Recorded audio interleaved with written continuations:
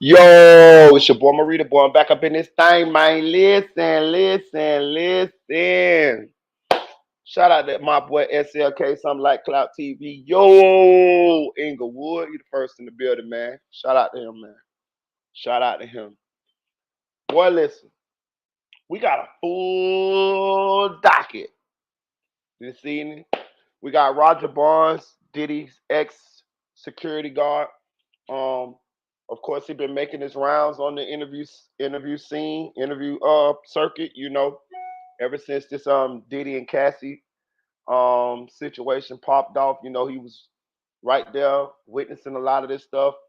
He on Vlad right now, saying what he knows, but he also, if you ask me, the Dancer Project kind of scooped Vlad, and I'm gonna tell you why. Now Vlad gonna make money, but so what happened was Roger Barnes' first interview was with Vlad, right? Sean Prez did the first interview, I think. Yeah, and this was a while ago. And then when this Diddy situation happened, Vlad and them got back in contact with Roger Barnes because, of course, he was Cassie's because he was Diddy's security, but also Cassie named him as a witness in the lawsuit against Diddy, right? So then Vlad does an interview with Roger Barnes, another one, and then he takes Roger Barnes on Piers Morgan, right? But you know how Vlad do his interviews. Vlad don't just drop his interviews right then. A Vlad interview might be 2, 3 weeks, 4 weeks before he drop it. So within that time, I'm guessing that the Danza Project got in contact with Roger Barnes and got Roger Barnes to do an interview with them. And the Danza Project just dropped the whole goddamn interview. It's 4 hours and 14 minutes long. So I'm only like a little over. I'm like 3/4 of the way done. So what I think I'm gonna do is I'm not sure just yet.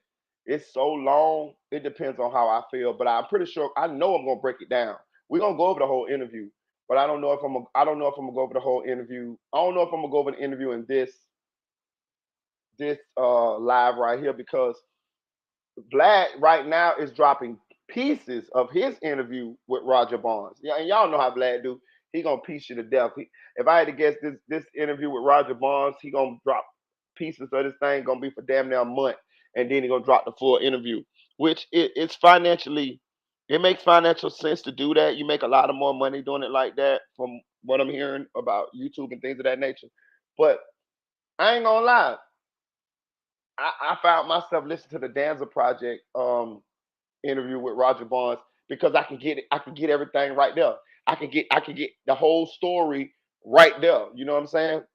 So yeah, we're gonna talk about Roger Barnes. I might just listen to some of Vlad's clips on him, and then I might do the Roger Barnes interview live separate. I might do one tomorrow, like a half of one tomorrow, and then I might do another half of one tomorrow afternoon, evening, nighttime, sometime because it's 4 hours and some minutes long. Then you know us, we're gonna talking in between, summarizing the little parts, highlighting the little parts.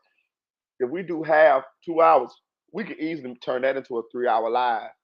And then with this live right here, we got so much stuff to cover in this live till I don't want to I don't want to just make this a 8, 9 hour live. Shout out to my girl TM Barnes. What's up, Denise? What's up? Now we also with the Roger Barnes, of course, that's gonna cover the Diddy and the Cassie. We also gonna talk about Vaughn off 1700. That's the young four-eyed man from Chicago that was up there on No Jumper. We talked about him the other day, and we was he was just up there on No Jumper talking about his ops and talking about you know they the normal wolfing, the normal wolfing what they do from Chicago. These well I ain't gonna say, all these dudes that's in the gang culture. My ops ain't on shit. Um We looked at we checked the score. It's like 30 of them. We only lost like 2 of ours, and I mean, he just doing all the normal shit. And if you remember now, he kind of was kind of like lightweight, dry snitching on himself, self snitching on some possible uh M1s he had done. So what happened was the internet started searching and searching and searching, and they found the situation where someone lost their life, and they trying to insinuate that Bond off 1700 was the person that unalived this individual. Now this is just the internet doing what the internet do, and but yeah, they had done fingered him for unaliving somebody because the same day that the person got unalived, Vaughn posted on his Instagram, and on the Instagram post, he had the same clothes on as the guy that was in the video that unalived uh, someone, and it was the same day, and it was even something about the truck. Vaughn said that he would never ride in no certain kind of vehicles no more, and it was the same kind of vehicle that the person that unalived the person was driving. So it just real, it's circumstantial, but it looked real like, ooh, you know what I mean? Like, could I say it was Vaughn? Nope. But I'm saying, do it look like it was him? Very much so. Very much so. I'm gonna say this. But yeah, apparently Vaughn's homie that was on No Jumper with him ended up getting unalived right after the No Jumper interview. And a lot of people are saying that Vaughn um, probably sped up his homie's demise, and we're going to talk about that too, you know what I mean? And I ain't going to even tell y'all no lie, real shit. When I was listening to Vaughn off 1700 talk, when we covered it the other day on the live, I don't remember if I said it or not, but I swear my mind was like, this young man ain't gonna make it that long. I ain't trying to like. I hope he do. I ain't trying to. I don't want to. I don't want to wish that on nobody, bro. You know what I'm saying? Well, I ain't gonna say nobody. Some of the bitches out. Some motherfuckers. I wish they died, but not them. Like people I don't like. Not him. I don't even know the man. But um, I'm not gonna wish that on him because I don't know the man or nothing like that. But what I'm saying is, I'm just my mind was saying, listening to him speak, I'm like, man, I don't think Jig gonna make it. You know what I mean? Like for real, because it's just like where he at, what he doing, the mentality that he got. That's what I was coming from with that. But I don't remember if I said it on the live or not. But I swear I was thinking it. I was thinking it. God damn it. So we're gonna talk about him. Also, we're gonna talk about Chrisean Rock and Blueface, man. Listen, man. They say Chrisean Rock been paying Blueface rent, man. Now I ain't got no problem with a woman holding down her men's, but I'm gonna say this: this situation is nuanced. There's a lot of shit going on, and I'm gonna give my opinion on it. But it's a lot of shit going on, and I'm gonna just wait till we get to the subject to talk about it. But it's a lot of shit going on. We're gonna cover that. Um, Also, we're gonna talk about ADAM22.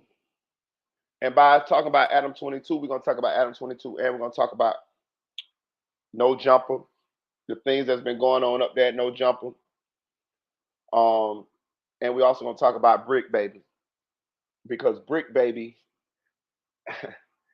hey man, Bricc Baby being Bricc Baby, dog. Bricc Baby being Bricc Baby. Bricc Baby done said that he done pretty much kind of self snitched on himself up there, right? And I'm gonna bring it on home with my opinion. Of course, this is my platform, so this is my opinion. I don't know none of these fellas, but this shit be crazy, man. I'm gonna start off with Bricc Baby. You know what I mean? I'm gonna start off with Bricc Baby, and we're gonna go from there. This is KB Goes Live. Y'all go subscribe to his channel. Um, He broke it down. He summed up what Bricc Baby did and what Bricc Baby said. But I'm gonna tie this Bricc Baby situation to ADAM22 too, y'all. So just chill right here, bro. And my West Coast brothers, the ones that's up there going up there no jumper, I gotta talk to y'all for a second, man. I'm gonna have to, when this video over, I'm gonna have a real heart to heart with y'all, man. Real talk. Know what I'm saying? Y'all know the South always had love for the motherfucking West Coast. Always. South, Midwest, and the West Coast, we always been together. It was goddamn New York motherfuckers up there we even too much fuck with. But the South always had love for the West Coast. Goddamn Spice One, MC8, goddamn it. Know what I'm saying? NWA, goddamn it. Know what I'm saying? For real. You know what I mean? MC Ren, all that shit, goddamn it. We've been, you know what I mean? Lynch Mob, Ice Cube, we've been on all that shit back in the days, my nigga. We gotta have a motherfucking talk. And I ain't even said Tupac, you know, Tupac from the East Coast, well, sort of. But we gotta have a talk, my nigga. We gotta have a motherfucking talk here, dog. So when this shit over with, it's gonna be us, bro. We gotta have a real deal talk, my nigga. Real shit now. I fucks with y'all.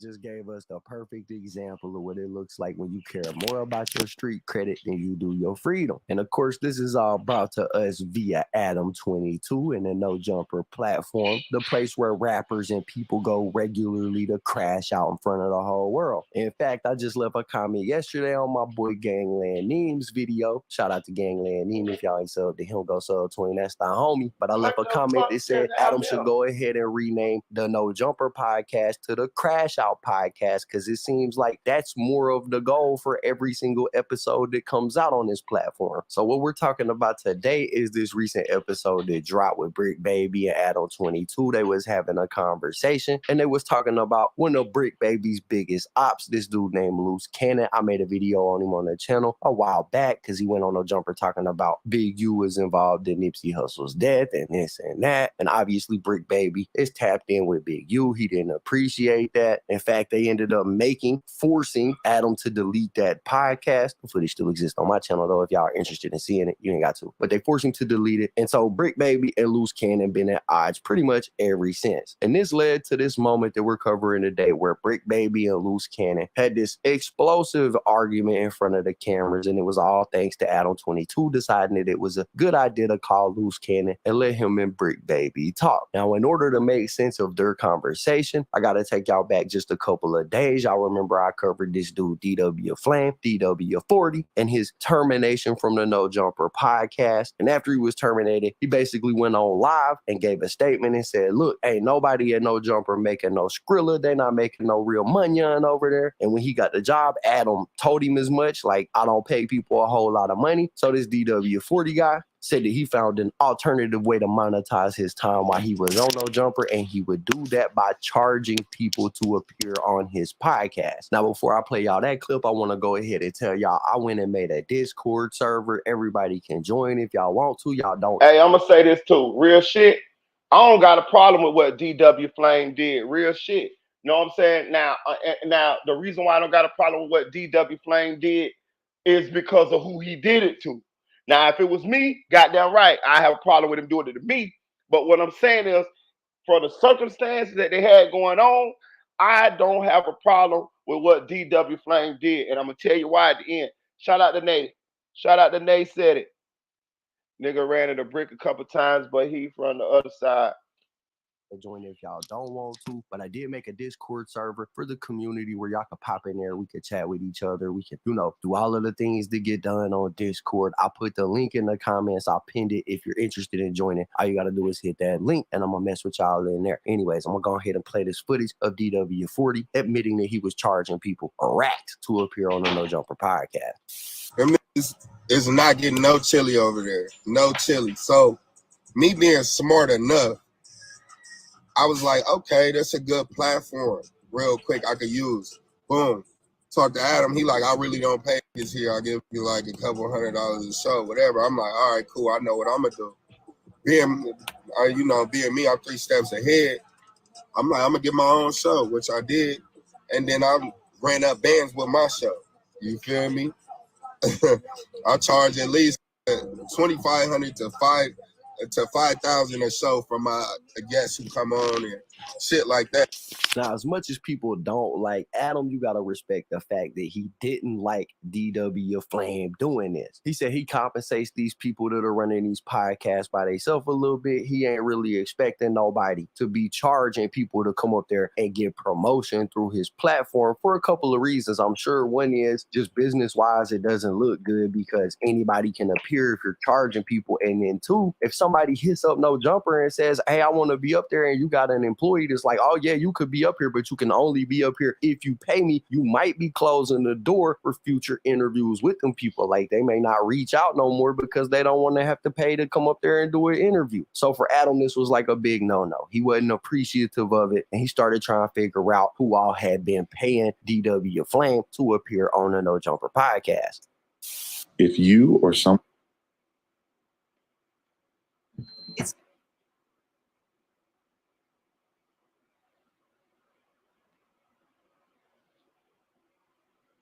If you or someone you know has been charged $5,000 to appear on DW Flame's podcast, then you may be eligible for financial compensation. Please contact me, Adam Grand Mason, lawyer at large, and I will assist you in getting that money back. DW, say it ain't true. Bro, he asked me for $10K and told me I have to get put on Long Beach, and there's a possibility they'll sacrifice me. I was like, I'm good, bro. I'll just wait for him to bring me back. So I give you a podcast, and not only are you charging people $5,000 to promote their hair extension services, but you're also trying to find shooters? DW. I expected more of you. What's going on? Is this what GBN has come to? I don't want to get banned, so I'm not going to say. I ain't going to lie, y'all. This shit burns me up. I just can't wait till this video over with so I can motherfucking go in. Before I can go in, bro. But I'm going to wait till it's over with. I'm going to let it go. I'm going to let it play out. Shout out to Bobo Anderson. Shout out to Silk Foster Jr. GBN, that'll have to do for now. Whoa, DW, come on. This is some messy stuff. This is messy. Now, with DW Flame admitting that he was charging people to come on the podcast, this got Adam scratching his head, wondering, I wonder if I got any other employees that are partaking in this type of activity. And one person who spoke on this was Bricc Baby. Bricc Baby seemed to allude to the fact that Adam wouldn't know who is and who isn't taking money to do interviews on his own platform because there's so many people there. He did that in a live stream with Sharp and with Flacco, and that's basically what he said is, how would Adam know who is and isn't doing this? Like, nigga, don't let your emotions tell you say it too much. Like, you know what I'm saying? Mm-hmm. Meaning, like, even from the paid interviews and shit like that, how the fuck you know who in the building doing all that shit? Like, we not, like I said in that interview, like, we not the ones. But what if it's other that was finessing? And then you get what I'm trying to tell you? Like, that put a microscope on them now that you gone. Whatever the case is, you know what I'm saying? Now, what Bricc Baby is explaining here is he mad. He said he I ain't say he mad, but he just voicing his displeasure with what DW Flame did, because he's saying that DW Flame exposed that DW Flame was finessing guests that he allowed on the show by charging them to come on the show. And what Bricc Baby is saying is, DW Flame, why would you expose that? It might be other people here that's doing that. And now you're going to make the gray boy, ADAM22, look harder at the people that's here. You know, he's saying if you were finessing, keep that shit to yourself, because it might be other people finessing. Now, on the now if it's me on the outside looking in, I'm looking dead at you, Bricc Baby. I'm just saying, if I'm the gray boy. If I'm Adam, I'm looking dead at you because you're the one who said this, which means I'm going to look at you and think that you were finessing me too. That's a natural step to get there. From what you said, from what the discussion is, that's the logical thing to do, to look at you, because you the one who said it. Ain't nobody else say nothing about it. You said somebody. So it's almost like you're kind of like a hit dog, a hollow. You telling on yourself. But we're gonna keep on going, because I'm gonna flame this shit up in a minute. Now, in that clip, it did come off that Bricc Baby might have been a little bit salty that DW Flame had exposed the fact that, you know, he was charging people to come on there and do an interview. And it almost came off like Bricc Baby was a little bit mad that this hustle had been exposed and probably wouldn't be able to be used in the future. And this led to ADAM22 actually confronting Bricc Baby and asking him about it.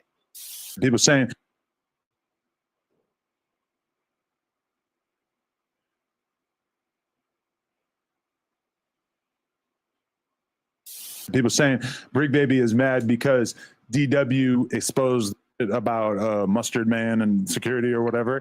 And I heard people saying Bricc Baby is mad because he snitched on the jug of taking money for interviews because Bricc Baby is doing that as well.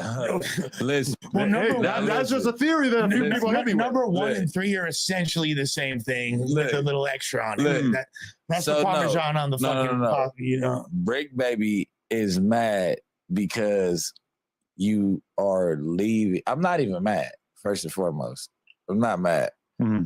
I'm just going back because you said niggas ain't getting no chili up there. Like, you don't know. And then to address the selling the interviews, right? Right. I do more paid interviews with me leaving.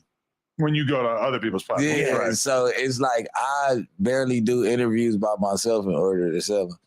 So once Bricc Baby was confronted by his boss, ADAM22, you could hear him say, look, there ain't no way I was charging people to do paid interviews. I don't even have my own show on No Jumper. Most of the interviews I'm doing, we in the room with other people on other people's shows that are hosted on this platform. So me, nah, I'm definitely not guilty of doing that. However, that claim only stood tall for about 10 seconds because it didn't take long for somebody to come out and say, I don't know what Bricc Baby is talking about. He 100% tried to charge me and my artist to come up there on the platform. And the dude we're talking about is this celebrity bodyguard. His name's Big CC, and he was working with this artist named Fendi the Rapper. He contacted Bricc Baby's biggest op at the moment, Loose Cannon, and told Loose Cannon, hey, look, I got some screenshots I want to share with you of me trying to get my artist Fendi the Rapper up there on No Jumper, and Bricc Baby trying to charge us $2,000 some in order to make that happen. Now, with Loose Cannon being the big gangster he is, he decided that the best move for him was to take this screenshot, run to ADAM22 with it, and snitch in order to try to get Bricc Baby fired. Because apparently that's how gangsters move these days. They not in the streets, they in the corporate office trying to get people's jobs terminated. So Loose Cannon scheduled an interview with ADAM22, and during the interview, he loosely set up the questioning, trying to get ADAM22 to say what DW Flame was doing was wrong by taking money. He tried to get him to denounce that activity, and then after he gets Adam to denounce that activity, he hits Adam with these screenshots, with these messages, and says, well,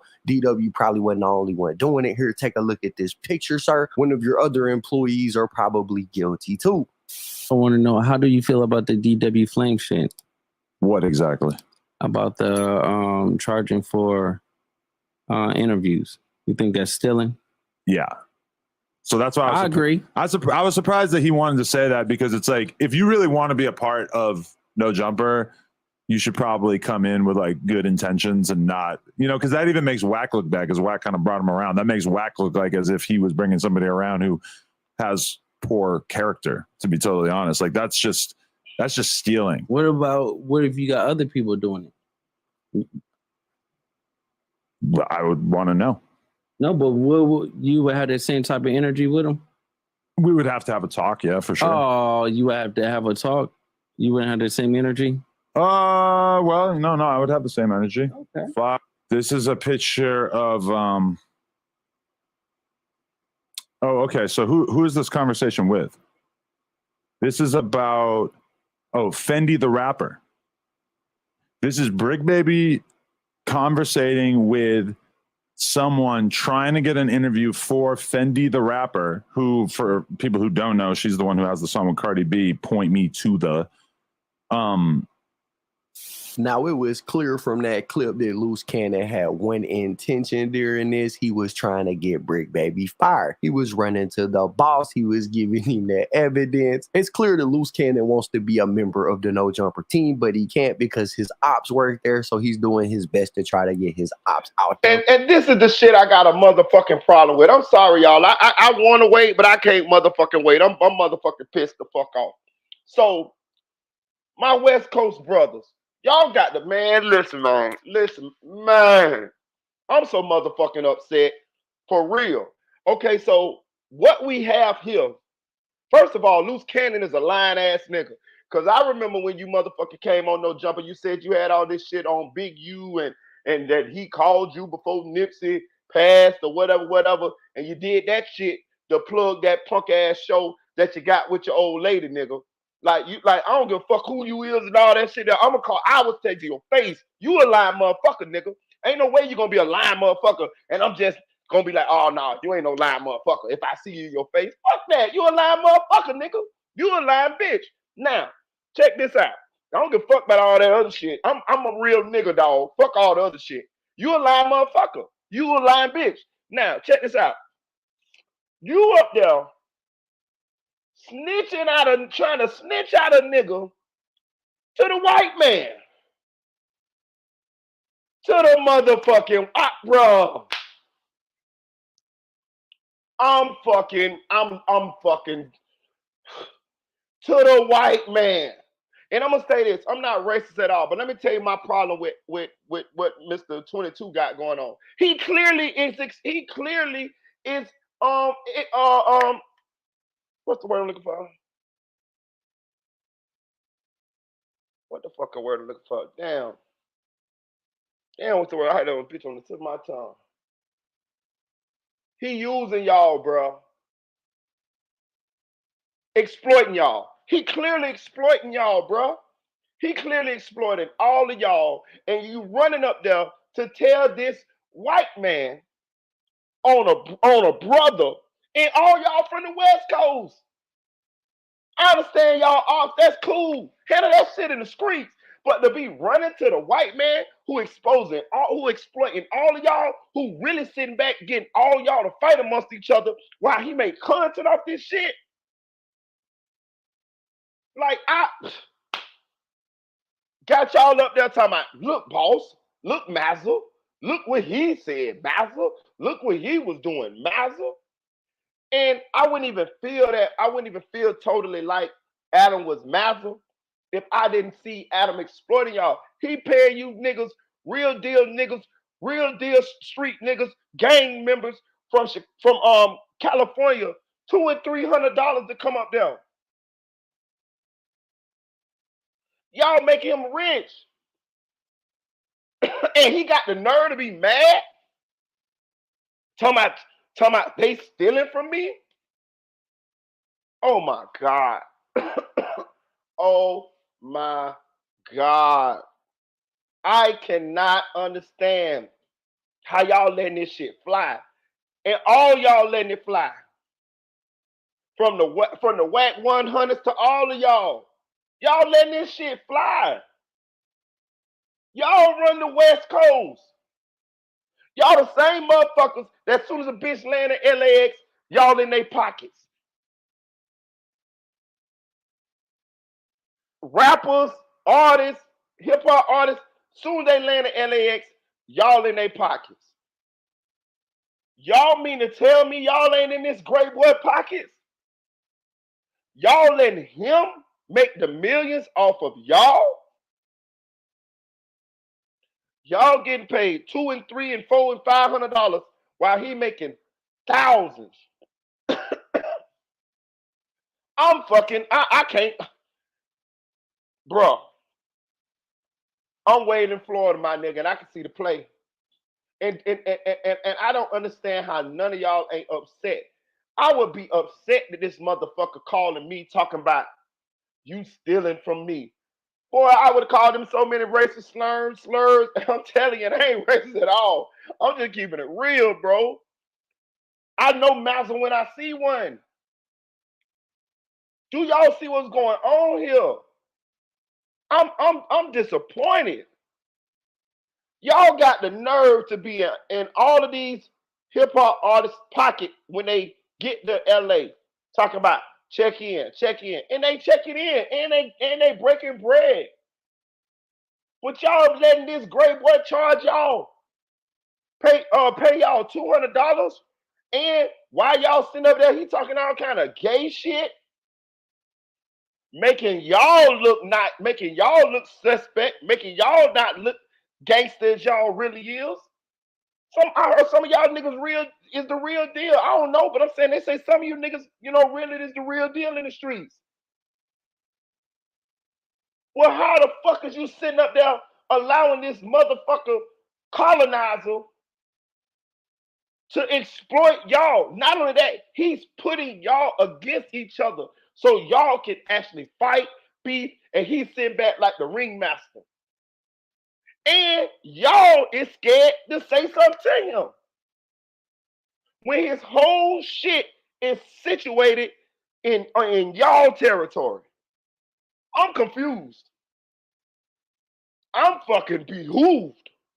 Like, for real, like, it's getting to the point now where I feel like y'all shouldn't even step down on nobody that come to LA. If y'all ain't gonna step down on him, he supposed to be paying y'all. How do y'all allow this man to come in y'all shit, pay y'all, bro? Listen, $200, that's lower than minimum wage, nigga. And he talking shit to y'all. This motherfucker is kicking off real deal members who done did shit in the streets. And he talking shit to y'all. He going on Instagram and all of this and Snapchat and selling out DW Flame and whoever else. Some of these niggas is real deal members who really like that. Y'all allowing this gray boy to talk to y'all like that when y'all still active. I can see if y'all might wouldn't even. No, I don't even can't see that then, but maybe y'all older, not active. I get it. But y'all niggas active. Nigga, y'all can mobilize 100 motherfucking members and have the motherfuckers outside of that shit. I don't give a fuck how much security he got. I ain't saying I want nothing to happen to him, but I'm saying y'all embarrassing us. And I ain't even no member. I ain't even promoting no violence or nothing. But it's getting to the point now where y'all just let him just have his way with y'all. You got this fuck nigga up here, loose cannon. He running up there telling the boss man, the master, hey, you see Bricc, baby. Bricc, and he doing this shit on live motherfucking on TV, on the internet. You see the what they call it, the Uncle Tom ass shit, the Sambo ass shit. If you got a problem with Bricc, baby, you handle that problem with Bricc, baby, you and him. Or y'all click. I get that. But you ain't supposed to be running to the colonizer talking about, yep, here's a boss, here's a master. You can fire him now, master. Him was stealing cotton too, master. Not only that, you want the boss, the master, to give you Bricc, baby, old job. Oh my God, bro. Bro. I know y'all niggas. Y'all don't speak for the West Coast. I don't give a fuck what y'all say. Not you niggas. Hell no. I don't give a fuck what y'all say. I know the West get down, nigga. Hell no, nigga. I got a cousin from out that way, nigga. My cousin JR, nigga, come to Orlando all the time, nigga. I'm talking about he rep that shit, nigga. Know what I'm talking about? So I know that. No, bro. Nah. Nah. I don't know what's up, but that shit there, bro. That shit, that clown shit, bro. And y'all instead of doing that shit.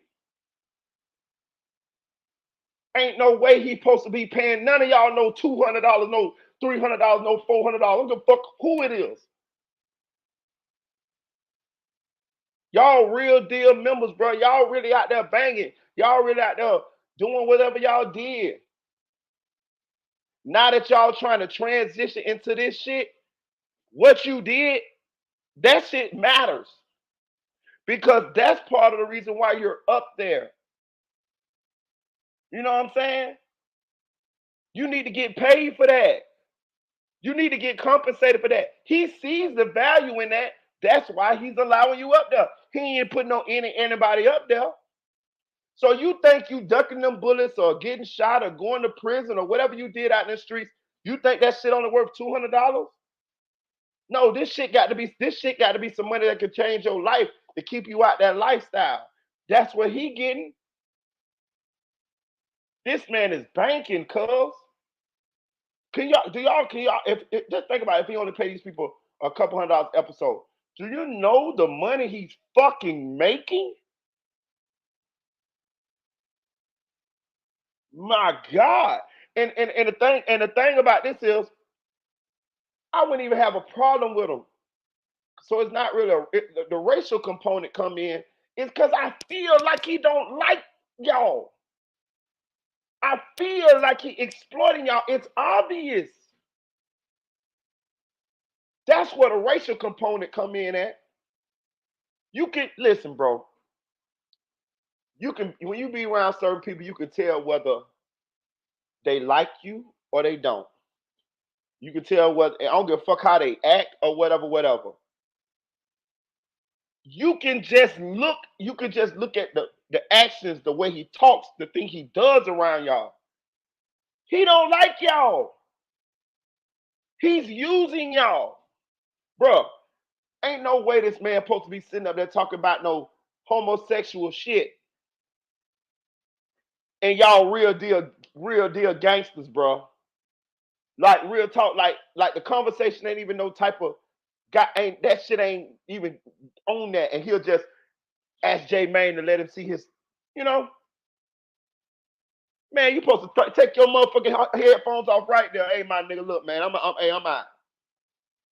He ain't paying you for $200 anyway. You already done been on his platform enough to where you got a name. Fuck that nigga shit. All right, I'm gonna give you a case in point. Right now, he just a week or so ago, he fired everybody pretty much, right? So what happened is, I paid attention to Sharp since he did that. Sharp had no choice but to start doing his own thing. But he had already been doing it a little bit, but not as much as he, because he was on No Jumper. I've been peeping Sharp shit from the bushes. Sharp shit doing numbers. Know what I'm saying?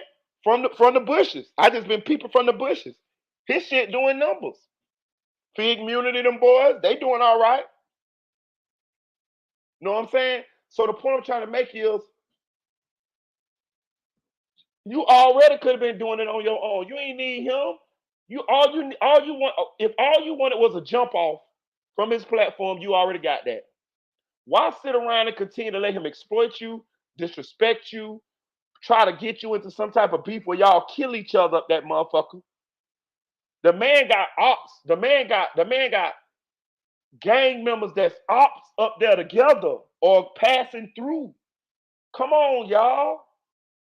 When the smoke settles, one of y'all, the two of y'all gonna be dead, and he gonna be standing right there talking about, I don't know what happened.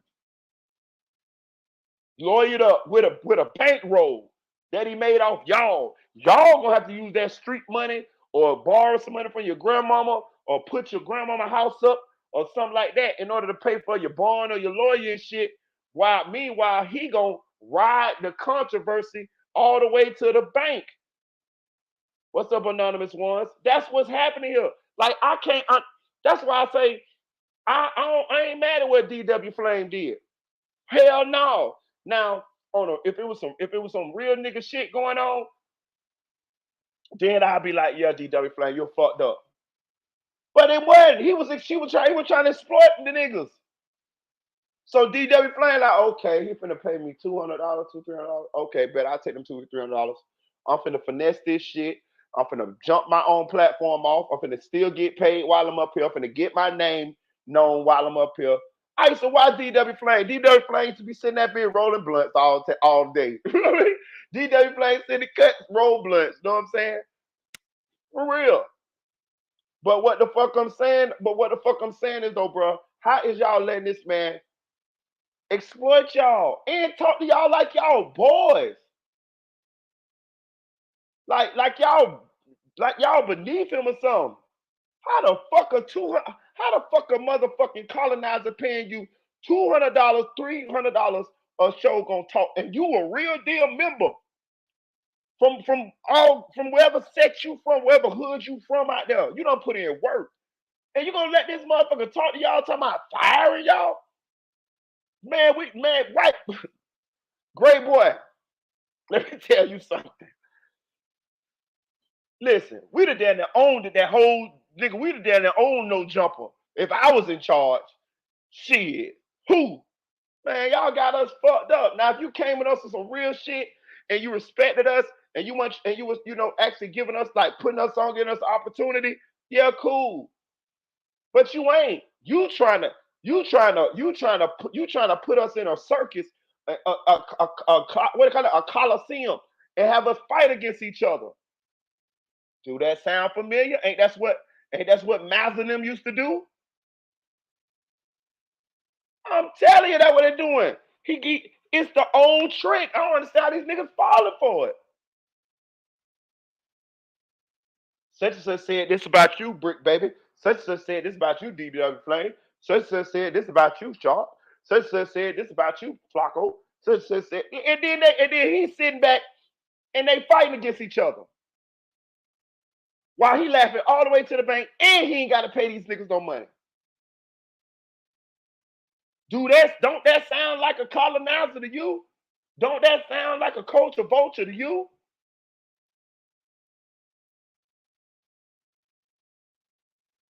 That's what I'm saying. This man is I looked him up. This man is a former BMX bicycle guy. You know what I'm saying? He just kind of veered off in this lane. He ended up with a record contract or some shit. For like they dropped him after a year or some shit. But he kind of just, veered off into this lane. He got pedo shit on his background.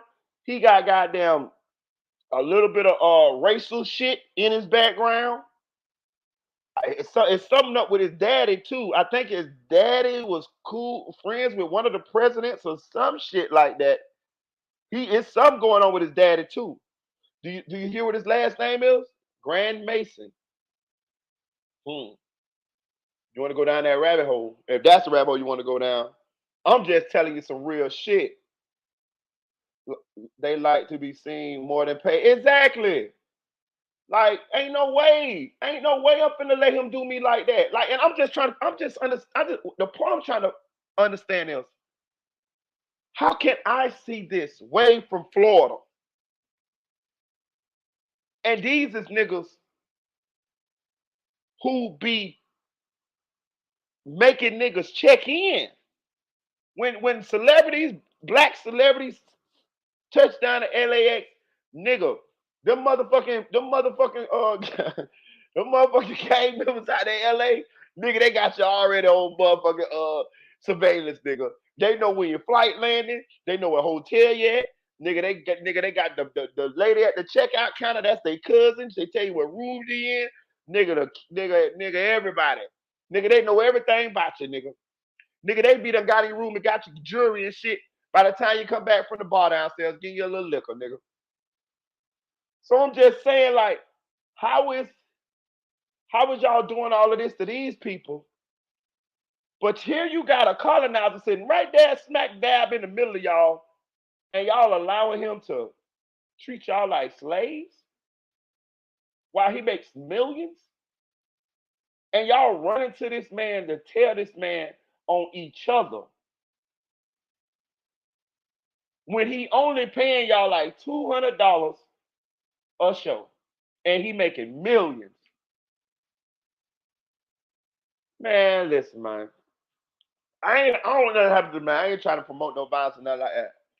I'm just fucking, I'm shocked. I'm shocked that them boys ain't done mobilized and galvanized together. And that's the motherfucker they should have been extorting. Why y'all extorting all them black rappers and entertainers who really ain't got no goddamn money just looking like they got some money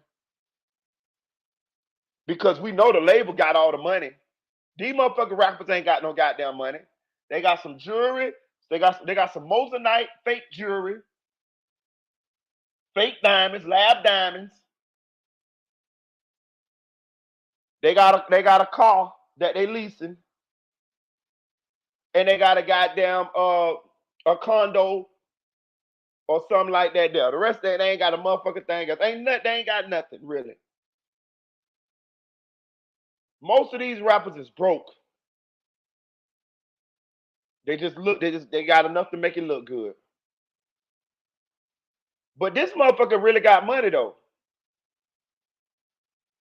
He disrespects you every time you turn around. By even listen, the dude, remember the one dude that he exposed as having relationship with the trans dude, what the name, House Phone? I think his name House Phone. I had a problem with that too. This is what I'm talking about. You see what he did? He said House Phone been his friend for a long time. But you exposed that man. You expose that man on your platform for content. That show he don't give a fuck about none of y'all. He exploiting y'all.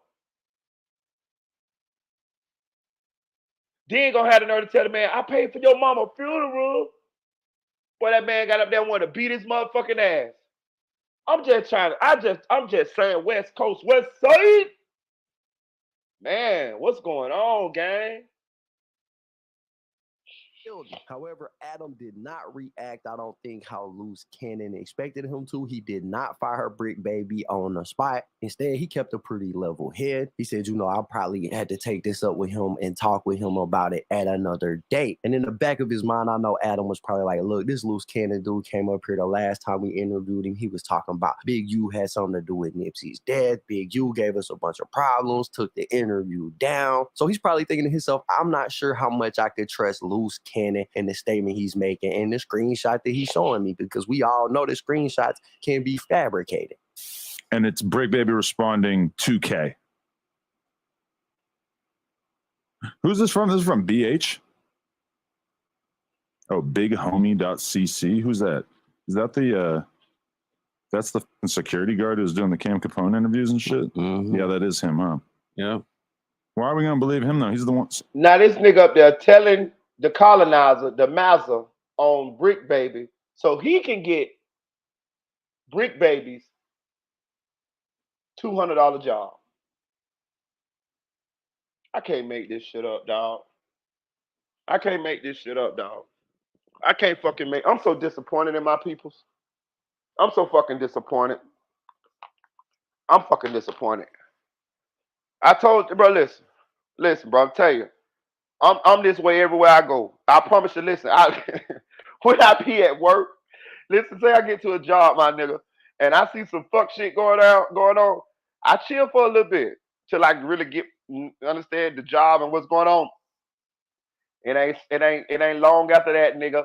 I'm standing when they had a little meeting, nigga. I'm standing in the middle of everybody, nigga, with nigga like Martin Luther King, nigga. You know what I'm talking about? I had a dream, nigga. I'm telling you, nigga. I be having everybody at work, nigga. Like, you know what I'm talking about? For real, bro. I'm one of them ones. I stand up for everybody, bro. Everywhere I go, I've been like that, nigga. I done got fired plenty of times for saying shit. Hell yeah, when I see some fuck shit going on, or you know what I mean, we getting taken advantage of or something like that, I'm gonna say something. Cause a lot of people are afraid to say shit.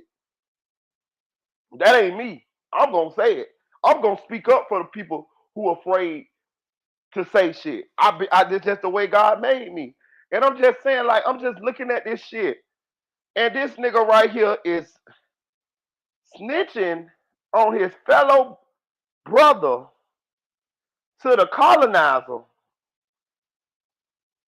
to get his brother fired from his job at the plantation so he can take his brother's position out there in the field. I can't make this shit up. Willie Lynch is alive and well. One saying that Busta Rhymes is Esty. Oh my God! Now that's a screenshot. Yo, but Bricc Baby's crazy for trying to charge them $2K for her because I was trying to interview her already. And you know the crazy part about it, the most craziest part. Well, I ain't gonna say the most crazy part, but you know one of the craziest parts about this. Adam knows this. He got them niggas figured out like a motherfucker. I swear it's like Adam read the Willie Lynch letter. I swear he read the Willie Lynch letter.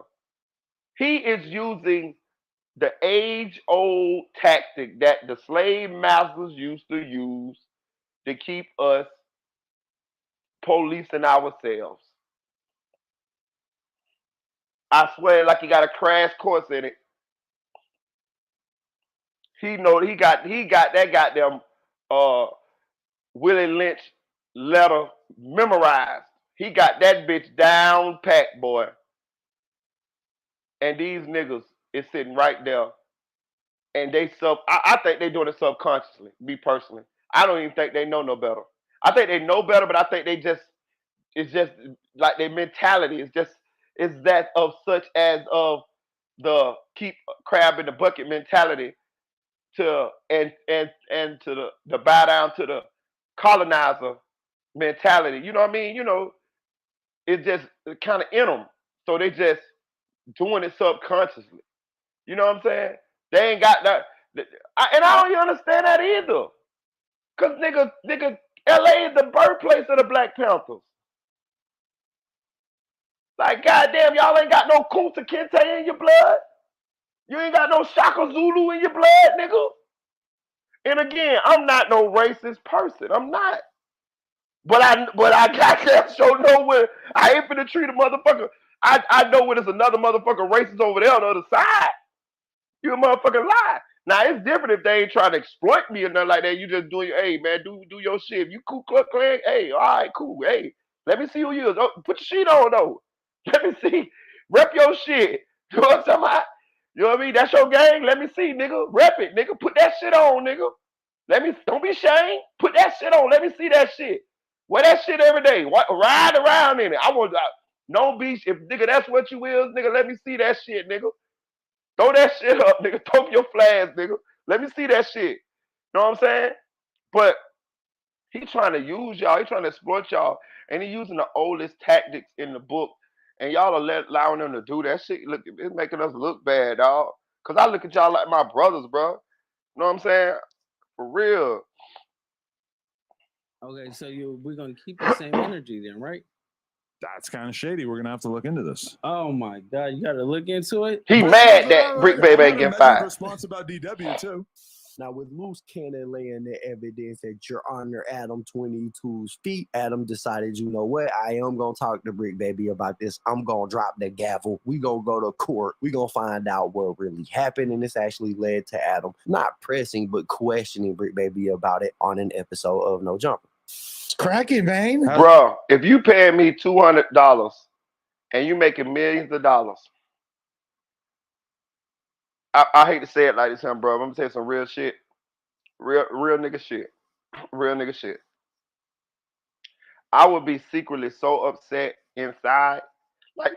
Say I would have been doing what DW Flame would have did. And I would have been taking them little $200-$300 every time I appear. But at the same time, I'm charging somebody to come on your show $2,500. He say 25 to 5. I'm just on the low at 2,500. So I'm giving me a nice 2,700 per 2,800 every time I get somebody to come on the show and I come on the show at the same time, right? If ADAM22 would have tried to confront me about finessing somebody else to come on the show, and it really ain't finessing them because to come on the show, the platform is big enough. It's worth that much amount to come on the show. You know what I mean? To be honest with you, he need to be. To be honest with you, Adam the motherfucker, he should have been in his DW Flame should have been in his pockets, but so Adam need to be, you know, on that scenario like, bitch, Bitch, I want to be in your pockets while you talking that shit. But look, check it out. If he would have had the nerve to say something to me, I would have flew off the motherfucking rails. Nigga, I would have jumped across that goddamn table. I would have been talking shit. First, I would have went to talking shit. And if he would have raised his voice and motherfucking bit, I would have been over there. I'd have been across that motherfucking table on his motherfucking neck. And listen, this is another thing too. Nigga don't give a fuck about no security. Bro, you know how many times we done got our ass beat by security in the club? Like, I don't be understand. Like, that shit be throwing me off too. What kind of security these niggas got? Green Berets? SEAL Team 6? Man, nigga done got beat up by the police so many goddamn times. It's a shame. Like, I'm just trying to figure out, like, niggas be scared to get hit? Man, I don't be studying that shit, bro. Listen. Long as I latch on to one motherfucker, I'm good. Because I'm going to bite. Listen, I bet he be missing the front part of his nose fucking with me. I'm going to bite that bitch. So them big bouncers that's beating on me, he going to tell them to stop. He going to tell them to stop hitting me. Because the harder he hit me, I'm going to bite on that motherfucking nose. And I'm going to be trying to poke his. See, niggas be trying to punch and all of that shit there. Bro, when you close hand-to-hand combat, you ain't got enough distance to be doing all of that. You got to scratch. You got to bite. You got to claw. You got to poke. Nigga, I will poke your goddamn eyeballs in the back of your motherfucking socket, nigga. Man, these niggas don't know how to fight. These niggas don't know how to fight SLK. You better not let me get my hands on you. Who? You better not let me get my arms around your neck. Nigga, I'm going to sleep. You ever fought a nigga and you felt like if you got him around the throat, your arms around his neck like you got him in the yoke, and you feel like if you let him loose, he gonna whoop you? Yeah, that's the type of motherfucking death grip I be having on a bitch. For real. And I'm telling y'all, fuck all that, I will bite you, bro. I'm telling you, how Mike Tyson bit off Holyfield's ear? I will bite your fucking nose off. I promise you I will. I will bite you in your neck. I will bite you on your cheek. I will bite you on your forehead. All of that shit, nigga. I headbutt niggas and all. Man, all right. Oh, yeah, I don't know who be teaching you niggas. Know what I'm saying? Shitting me. You gonna have some war wounds fucking with me. Yeah, I ain't got time to be trying to punch and all of that shit. I might do the hammer. You know what I mean? Like, just hammer your ass like that there. You know what I mean? Because, you don't got enough room to punch sometimes when you grappling and wrestling with a nigga. Nah, bitch. I'm just going to pull you real, real close and bite your ass on your nose. Yeah, you ain't thinking about it. You trying to body slam me and all this. I tell you what, by the time you body slam me, a piece of your nose go on the ground with me too. Shit. I'm just telling you. I've been out there. I'm going to win. And if I ain't going to win, I'm going to inflict some kind of damage on you to where a bitch going to be like, damn, dog, what happened to you? You won. You beat Marita up. I can't motherfucking tell because you need a plastic surgeon on your nose, nigga, because nigga, part of your shit gone. Where that nigga ate your nose? Nigga, shit, I'm telling you. Hi. How you doing? Doing all right. Good to be here with y'all. I haven't even thought about how I was going to approach this, but I believe that ever since I'm doing an interview with the one and only Demon. For real, Amy. 6-0 side. Shout out to Amy.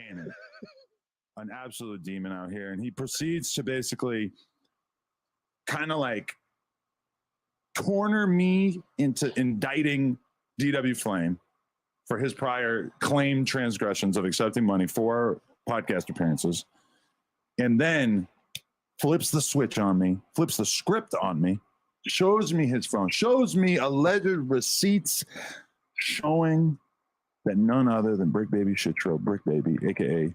Zaire, a.k.a. Because that's what he was doing. A.k.a. the Kill Squad General. I told you, see? Hold on. Now, Bricc Baby. You heard that? You see? You see what he said? Yeah, he was snitching. You see? I told you, man. Adam is laughing at these I'm gonna be a little. I'm gonna be. Fuck. I want to be. Fuck. I'll definitely be a little softer. But fuck that. Adam is laughing at these niggas. I'm finna say my brothers, but you bitches ain't no brothers of mine until you stand up. Fuck that shit, bro. Damn, I wish Tupac was still alive. Shit. Y'all can't be this dumb. What do we got? A little puss-ass podcast? You niggas could own that podcast if y'all stuck together. Y'all ain't threatening this nigga now time. All y'all big Pyru and whatever 6-0 and all of this shit. Y'all ain't threatening that nigga. Nigga, y'all supposed to have permanent spots up that motherfucker. Nigga, I need to run me a goddamn gang. Goddamn it. I'm going to the West Coast. Fuck this shit. I'm finna get this shit together. Nigga, I'm finna combine every gang out that bitch. Nigga, Thundercats. Oh, I'm finna get all y'all together. Goddamn, I'm finna mobilize this shit. I want everybody together. Goddamn it. I'm getting every goddamn gang together, nigga, for a little bit. Till we own a percentage in goddamn No Jumper. Nigga, y'all supposed to have stocks and all up in that motherfucker. Yeah, he eating off y'all. For real. He's exploiting y'all.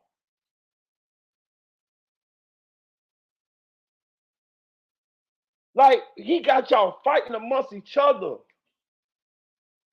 And he's doing it on purpose. Man. Actually had a pretty good response to this right here, because when he was asked about charging people for an interview, he basically said, listen, just because somebody got told that they had to pay money to do an interview with me doesn't necessarily mean it is on the No Jumper platform. He said, I had a promo team at the time. They was running my Instagram page. I had a lot of people hitting me up asking me to post them. Now I'm gonna show you something. Do you see how he's doing this though? So the dude, Loose Cannon, told him that Bricc Baby was charging people to come up on No Jumper, right? How he addressed that is he did a segment, which we watching right here, and he's airing this, which is an internal situation, publicly to get paid off of it. He's exploiting you still right here, Bricc Baby. Bricc Baby, you're getting exploited right here, because that is a situation in a normal job, that would have went on behind closed doors, which are a supervisor and a witness or something like that. You get what I'm saying? This is not a situation that should have went down privately.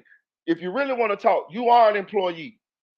So it is certain things it's certain ways that he's supposed to handle this certain shit.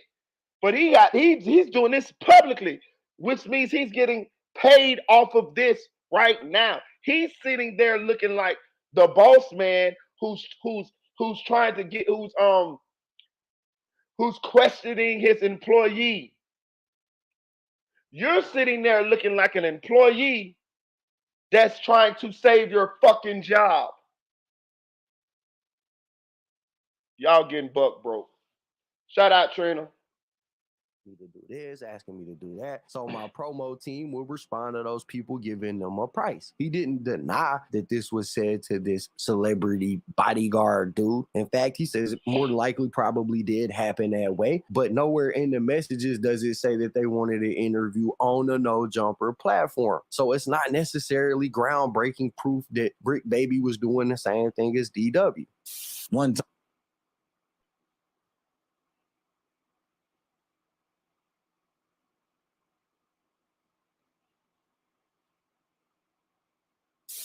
time in my life. So he sends you content. So this was around the time that I had a promo team. Okay. So yeah, when I came here, I figured, hey, whatever the case is, I probably can.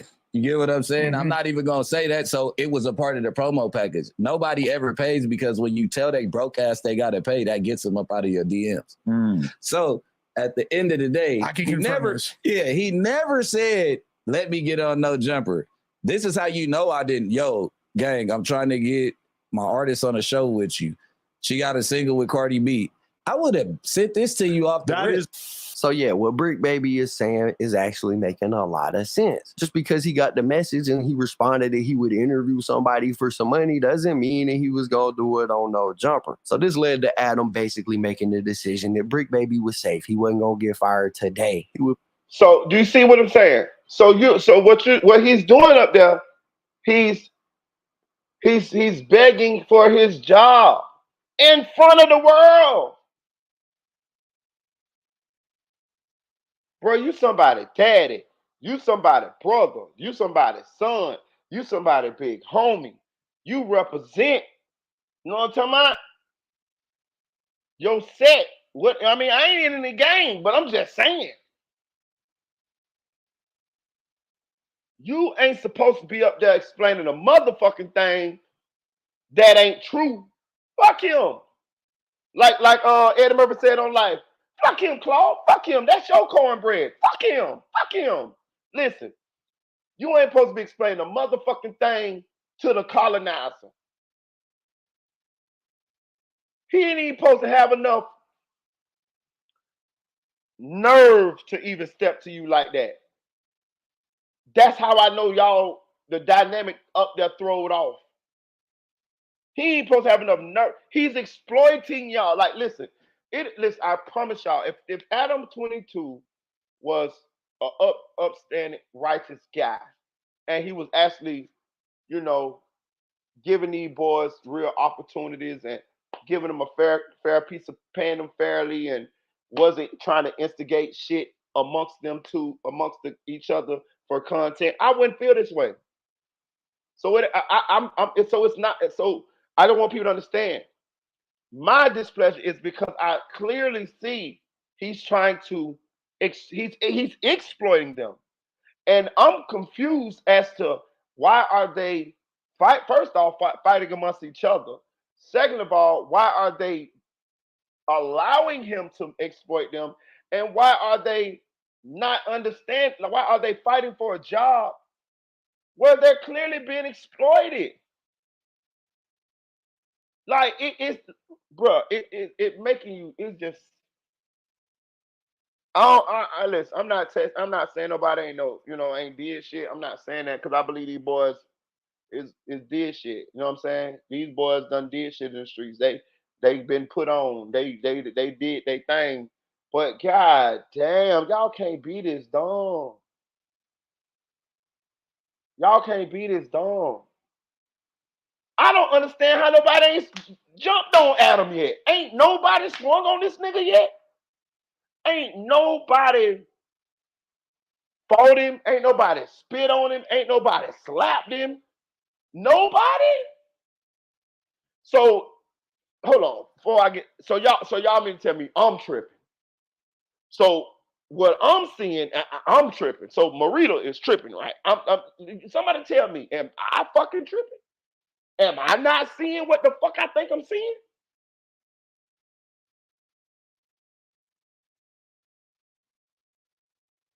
The money he paying these boys can make more money than that motherfucking working at Walmart warehouse. You got all these boys up there from different sets, and you instigating beefs between them.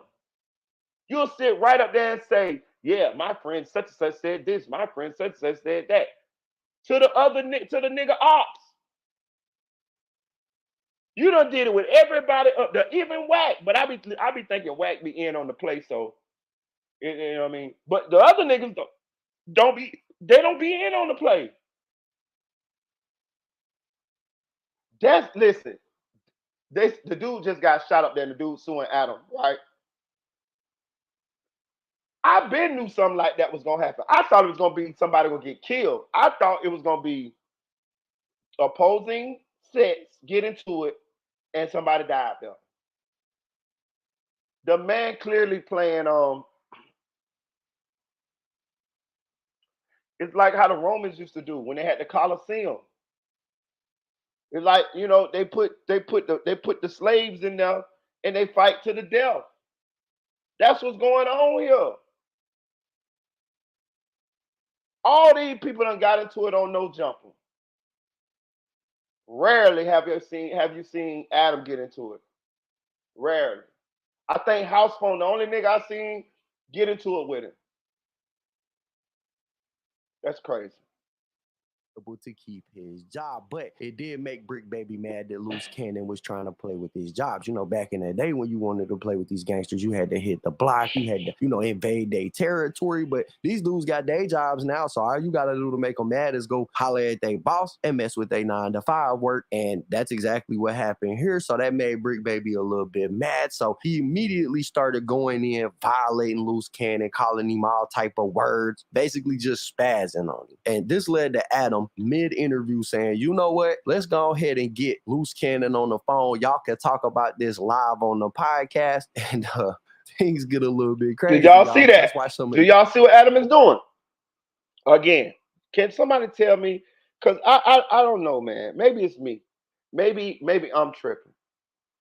Maybe my view of this situation is warped.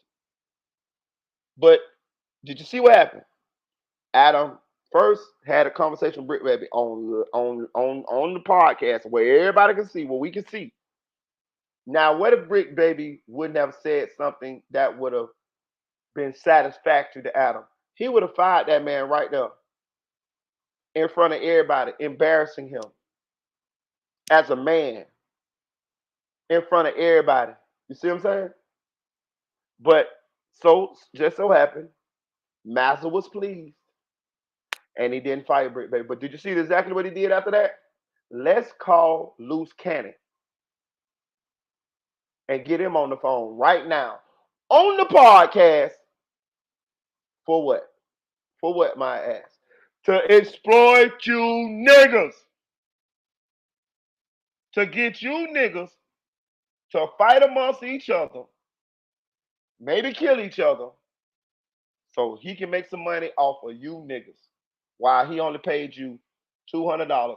And he ain't even paid Loose Cannon nothing for that, because that's a phone call. The colonizer is slick, boy. Footage. Just imagine what would really suck, though. Can I get in just real quick? Sure, yeah. So, Loose Cannon, you try to get everybody out the building. Just imagine having to sit across from him every Tuesday. You don't think Loose is a good podcaster? Loose sucks, because I know he's going to be a routiner. Ask him who was it. Nah, Bricc Baby falling for the okie doke. He fell for the Kansas City Shuffle. He fell for the Flukeroo. Adam, ask yourself, Loose Cannon, I know you're trying to get everybody out the building. You see what I'm saying? He knows that Loose Cannon trying to get him fired. So Loose Cannon, you're trying to get, what he's saying is, Loose Cannon, you're trying to get us kicked off the plantation. Adam, this was Bricc Baby. Adam, Massa, tell me, how would you like sitting across from Loose Cannon every Tuesday? It would suck. Loose Cannon sucks. You done fell for the okie doke. Both of y'all done fell for the okie doke. So now he done Kansas City shuffled y'all into realizing that the real enemy is the motherfucker who putting y'all against each other. And now y'all is attacking each other. And y'all is motherfucking bargaining with Massa as to which one of y'all is the worthier slave to work out in the goddamn field for $200, $300 a show. Man, these niggas. With his put on. Can he give us any names from his put on? Can he give us what block he got put on? Let's get to the bottom of it. You want me to call him out now? Yes. Oh, God. That's a clip for that ass. Yes. That's a clip for that ass. We got to find out. Who put you on? What year was this? Inquiring minds. Just want to know. I'd have slapped them too, because he up there low key motherfucking I've never seen him at Hyde Park at a cheering the shit on too. 54th Street. Because soon as Adam would have fired him, Bricc Baby, he'd have been laughing. I'm here live on the No Drama Show with Bricc Baby and Lush. Bricc Baby is requesting some information regarding your put on. Hey, can you give us like at least two names from your put on and what block? I ain't never seen you at no meeting at Hyde Park, Horseman, or at 54th. When did you get put on? Baby, when did you get put on? I got put on in 2002. I got put out in 2002, nigga, on Eileen Street at June House. Nigga, you know what's up, nigga. When did you get put on? We was just asking the question. What day, what block? You hoe ass nigga? Oh, nigga, on the hood. Just like you got Conrad, nigga, apartment when he got out. And he don't with you. Just like you still playing Brianhurst, baby, nigga. On the dead homie. Hey, go drop that check off to my little homie, nigga. On hood for shit get bad for you. Before shit get bad for you, go drop that check off, nigga. Before we do something to you, nigga. Nigga, you ain't hood. New blue, nigga. And it's blasted, nigga. Come on, bro. Hey, nigga, I got more murders than you got squabbles. Oh, man. In the hood, nigga. Dead homies, nigga. Yeah, nigga. Nigga got more skulls than you got squabbles in the set. On the hood, nigga. Before, hey, I got more skulls than you got squabbles. That's on my 4 babies, nigga. Listen. Now, if you ask me, Bricc Baby was playing chess here because no matter how Loose Cannon answered that question about when he got put on, who put him on, if he tells, then he kind of snitching on the other people in his gang. If he don't tell, then Bricc Baby gets to say, yeah, exactly. You can't even answer. You're not really down with any set like that. So it's a lose-lose for Loose Cannon. Bricc Baby was playing chess with this man right here. But the most interesting part of that is when Bricc Baby says, I got more murders than you got squabbles. I ain't gonna lie to y'all. That's a crazy statement to make on a podcast that's gonna post it for millions of people to be able to view it. This is absolutely the definition of self-snitching. But I would like to offer a counterpoint because everybody that's been posting this interview, everybody that's been talking about this said Bricc Baby admitted to having murders under his belt. And I want to just point out, look, I ain't no criminal defense attorney or nothing like that. But Bricc Baby at first said you never been put down, you never squabble with anybody. And then he said, I probably got more murders than you got squabbles. So if Loose Cannon ain't never been in a squabble, then the equivalent to having more murders than he's got squabbles could just be 0. Because according to Bricc Baby, bro was never put down in the first place. Y'all see what I'm getting at? Like I said, I ain't no defense attorney or nothing like that. But everybody's running with this narrative that Bricc Baby snitched on himself. He said he been murdering people. He got hella bodies and all this. But the truth is, he said that man ain't never been in a squabble. And then he said, I got more murders than you got squabbles, which is 0, right? So it could be looked at from that point of view, or it could be looked at as, Bricc Baby was heated in the moment. He was on some street shit. He forgot the cameras was rolling. He forgot the microphone was on. And so he said this in an attempt, to outclass Loose Cannon with his gangsterisms. But I have no fucking words. Now, I'm going to say this. In his defense, which I'm going to say sparingly, sometimes you get mad, you just say shit, dog. You know what I mean? Sometimes you get mad, you don't give a fuck. You know what I'm saying? And maybe that's where he was at. Maybe he got mad, he just don't give a fuck. He just didn't give a fuck at that time. You know what I'm saying? I'm not saying he ain't did nothing. I'm not saying he has done something. I'm gonna just say that maybe he got mad at that point. But I'm gonna say this though. I think that's all misplaced anger. I think that shit should have been focused over there across that motherfucking table. Do you see how Adam ringmastered their ass again? Do you see how Adam Olayed their ass again? Bro, this shit is sad, bro. Amy say all they gotta do is publicly say "fuck you," Adam. The same thing they do to each other with that silly dumb, for real. Then take the wave of the content to their own platform, but they too dumb for real. Listen, let me tell y'all something. Y'all ever saw the movie Roots? The old black movie, whatever, with the slave Kunta Kinte and all that. Well, I didn't see the original. You know what I'm saying? I saw like a little clips of the original. But they remade it a couple years back, and I actually watched it. I forgot what channel it was, but they remade it. They did like a revise with new different actors and things like that, and I watched it. And at the end of the movie Roots, the slaves got freed. It was when the Emancipation Proclamation was signed, and a few years later when they started really freeing the slaves. Do you know that when the slaves got freed, some slaves didn't leave? They was free to leave. They was free to leave. Some slaves was walking down the dirt road with their bags, going to see what the free world had to offer for them. And some slaves stayed right there on that goddamn plantation. I remember one line from the movie. The lady said, "Why you ain't leaving?" I guess one of the other slaves asked her slave, "Why you ain't leaving?" She said, "Well, where I'm gonna go? All my family buried dead right there." And it's panned to the graveyard where all the slaves was dead at, the former slaves. And some of the older slaves just stayed right there on the plantation and continued to work. I think they got paid, but not that much. But they could end up getting they got paid for their work at that time, but they was free, and they continued to stay right there. That's why a lot of slave quarters is, or a lot of plantations, you still see the slave in some of these places like Louisiana stuff. You'll still see the slave quarters and stuff like right on the same land, like where the plantation was at, because some of them never left. They stayed right motherfucking there. And some of these niggas never leave, man. And I'm just saying it with these dudes, man. Look, man.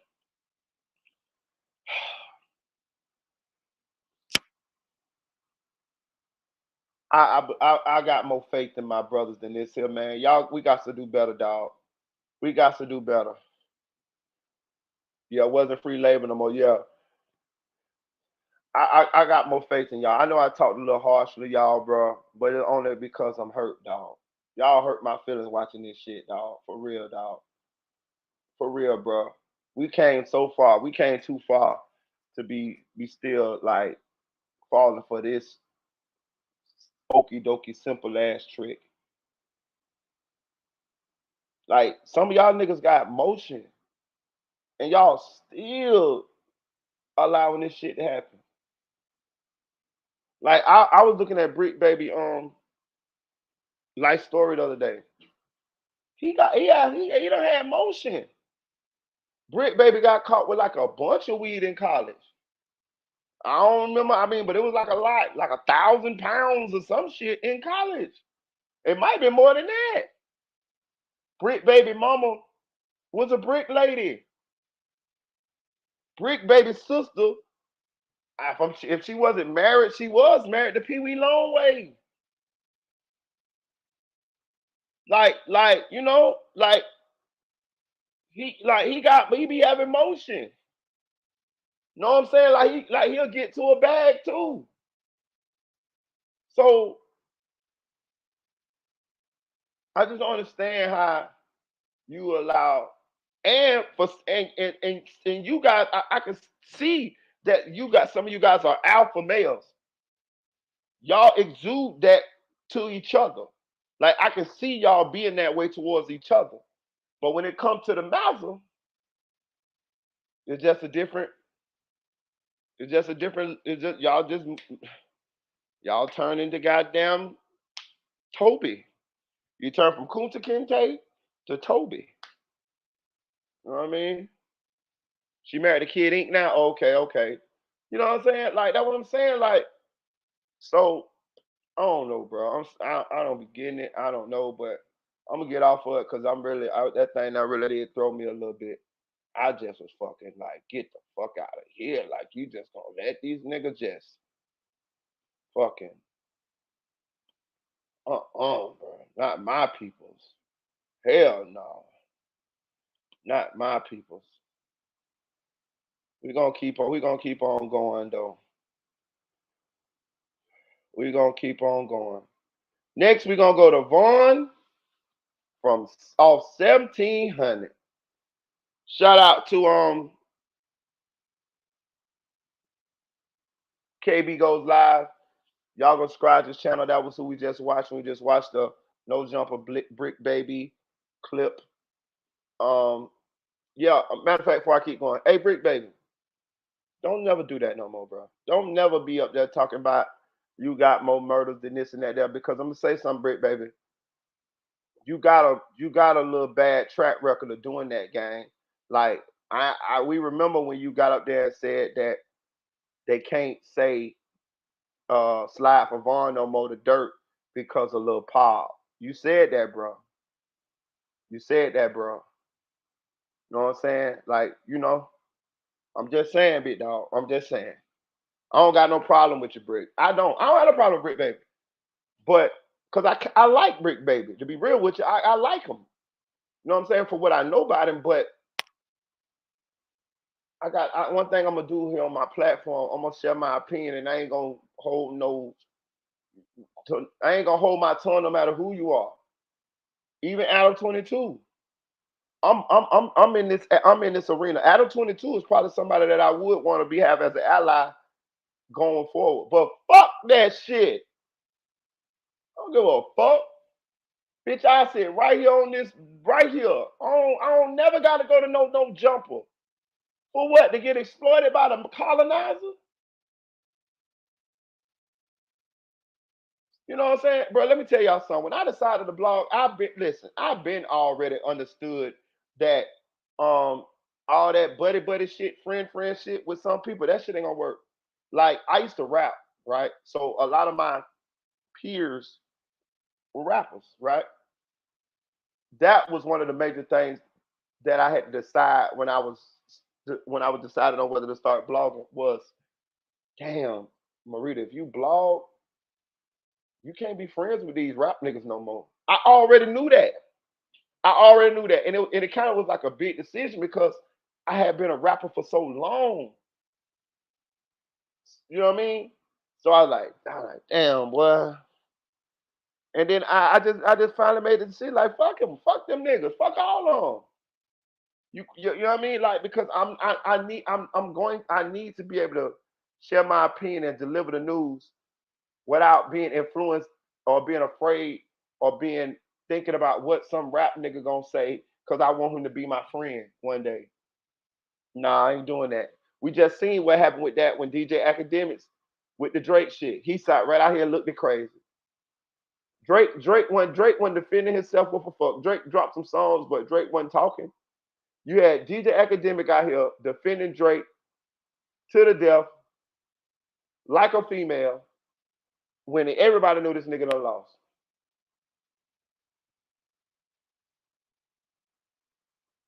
Drake ain't came on your platform now, time it did. Now interview, no nothing. Help blew you up or nothing. But here you are sitting right here defending this motherfucker like a female. You got used to. And maybe he did drop a bag. But I'm gonna show you how sometimes the bag ain't worth it.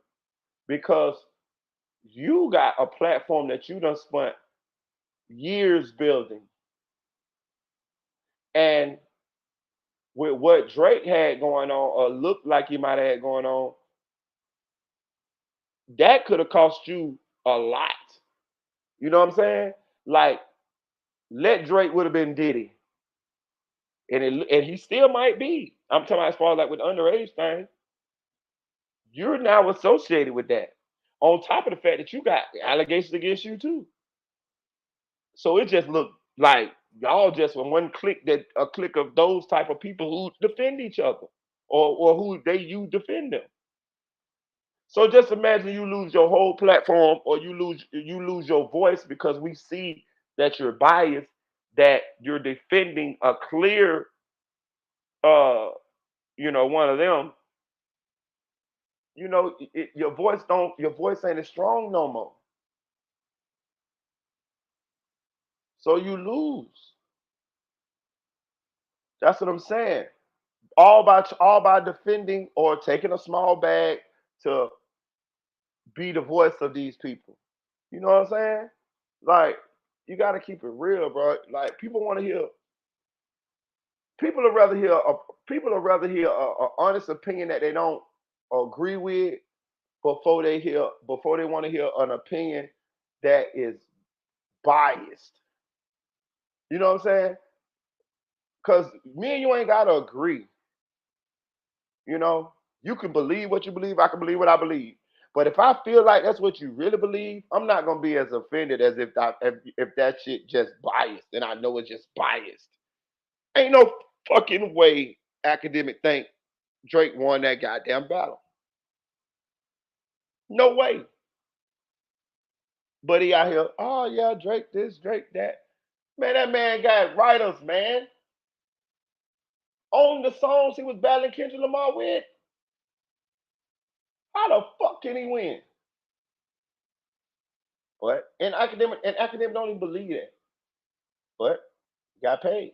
See what I'm saying? But we're gonna go to Vaughn off 1700. You know, Vaughn off 1700, that's the young man from Chicago who was actually on No Jumper, and he was talking their talk, and his friend actually ended up getting unalived. Shout out to CSP. This clip from CSP. Y'all go subscribe to CSP channel. I like CSP content. He's a Chicago blogger. So if y'all want to know where this clip came from, this came from CSP. Go subscribe to his channel. You know, if you want to stay up on the Chicago, what's going on in Chicago's sector. You know what I'm saying? I'm from Florida, so I don't really, I don't have as much knowledge on the Chicago set as some of these boys, these Chicago bloggers like CSP, who actually from the rack, live in the rack, and know what's really going on there. So shout out to him. But let's get into it. Die every year. We ain't died in some years. Them die every year, or they get shot up. We don't get shot up. Knock on wood. Like our parties don't get shot up. This guy sitting right here beside. This is Vaughn from off 1700. This guy right here sitting beside Vaughn off 1700 was murdered right after this interview. So Vaughn sitting there talking about his homies don't get killed. Well, you just got this young man killed. My homies don't get shot up. None of that shit. It's just not really a fair fight. You guys got them outmatched. Damn. I ain't gonna lie, like this YouTube videos, it's YouTube videos are like, it's this page that do like this hood dead homies versus this hood dead homies. They got odds up there. I counted it out. They was at like 30. Like our videos 2 minutes. That's how many dead homies we got. Our videos was we got 2 minutes worth longer dead homies. They videos was 7 minutes. Into like 3 minutes, they was at like 25 dead homies. I didn't know who he was. I didn't know who he was until we got to the booth and he tried to take me on my FBG tattoo. Oh, so you got an FBG tattoo? Yeah, I got that shit tatted on my forehead. Oh, so he asked you what that mean? He's like, man, what's that? Some free man gang shit? All that man, hell no, like this that flyboy gang shit. He's like, boy, y'all ass sick. Oh, right. I took my shirt off. You see, I had a big ass STL with the 63rd on it. If I see him square up, he had to start throwing hands with each other.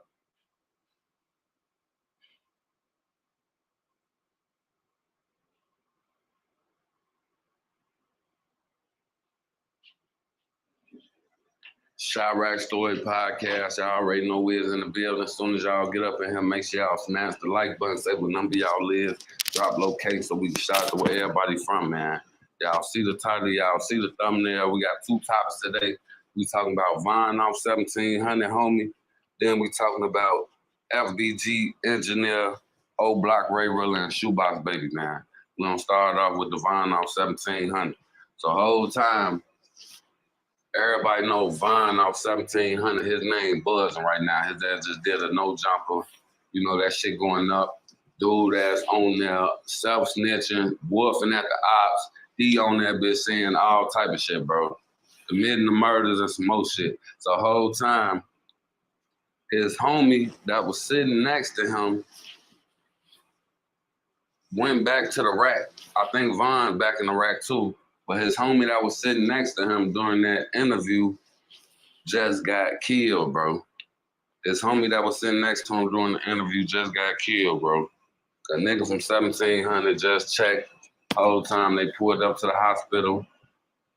Like his homies was with him when he checked. So, you know, they ass drove him to the hospital and dropped him off in front of the emergency room type shit. And then they drove off.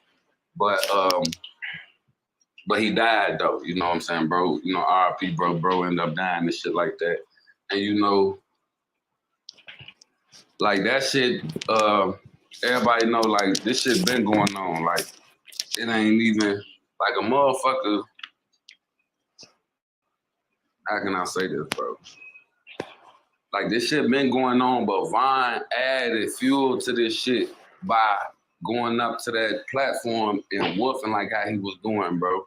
It's like, and just off Vaughn being who he is, Vaughn off 1700, motherfuckers want to kill him and his nigga just for him having some clout. But then you going on a platform with millions of people subscribe to that motherfucker and you woofing. Like, long story short, bro, this shit been going on. Like, motherfuckers been checking from Von's side and his people he into it with side. But the whole time, he just got his homie killed, bro. That's basically what I'm trying to tell the motherfucker. He got his homie killed. Like, his homie probably was gonna get killed anyway, but Von speeded that shit up, bro.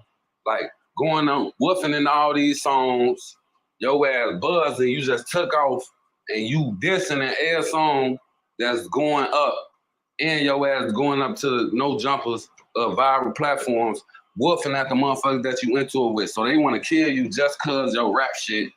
And then the interview shit, that just add even more shit to the what's name. Then you still out here, y'all, like, we know where you niggas at, all type of shit, bro. Like, I gotta say it, bro. Von, you know, the war been going on, like niggas was gonna die anyway, but whole time, Von speed niggas shit up. Like, Von the reason why a motherfucker, instead of dying next year, they gonna die this month type shit. You see, like Foden probably would have died somewhere down the line type shit. I ain't praying on the motherfucker death. Hopefully all they ass can get out this shit and go on to live motherfucking productive lives out the way, have a family, all type of shit. Like, hopefully, you know, that could be the way shit play out for a motherfucker. But whole time, I'm just saying what it is. Like, this shit been going on. Niggas was probably gonna die a year now, 2 years from now anyway. But what I'm saying is, Von, he speeding they shit up. Like, now you gonna die this week fucking with Shorty, cause he up on these interviews woofing. Now the ops, they gotta slide tonight. Like, they probably wasn't even tripping. Like, we'll get them niggas when we catch them. We'll catch them niggas when we catch them type shit. Now it's like, fuck all that. We going looking for their ass right now. We on our way to the car. We finna go, we know where these niggas at. We is 1,500, they is 1,700. Not saying 1,500 did the shit. I'm just using them as an example. Like, all right, we 1,500, they 1,700. We up the block from these niggas. We just, dude ass was just over woofing up in this no jump. We going to that shit right now, since he want to be up in this bitch woofing. And this homie that was sitting next to him in the interview, just check. You know, this shit been going on. Like, Dirk said up in his shit. He say, the reason niggas died, it ain't my fault no more. Like, Dirk at one point felt like it was his fault that niggas was dying around him. And it was. I ain't even gonna lie. Melly, Dirk pulling up to that motherfucking bus stop where Lil Mark died and talking about, yeah, this a real famous place right here, B. It's a real famous place right here, B. Melly and all them Young Money niggas took that shit personal. They like, look, we finna try to kill this nigga. And if we can't kill him, we getting everybody around him out of nowhere. Newski, Chino, Dirk other cousin. D-Thing gets shot, but he survives. All type of motherfuckers just start dropping around Dirk. Newski, Chino, Dirk other cousin. Two of Dirk cousins and his manager just dropped. Like, after, like, Dirk did that shit that he did at the bus stop. So it's like, that fame be speed nigga shit up, bro. Like, you a motherfucker who ain't got no name, they gonna wanna get you, but that urge for them to want to get you gonna be times 10 if you a motherfucker with a name. You see what I'm saying? So, you know, yeah, bro, Von, he spared his homie death up, bro. Like, he got his homie killed, bro, doing all that woofing in them songs and them interviews. You got your homie killed, bro. You know, it is what it is, bro.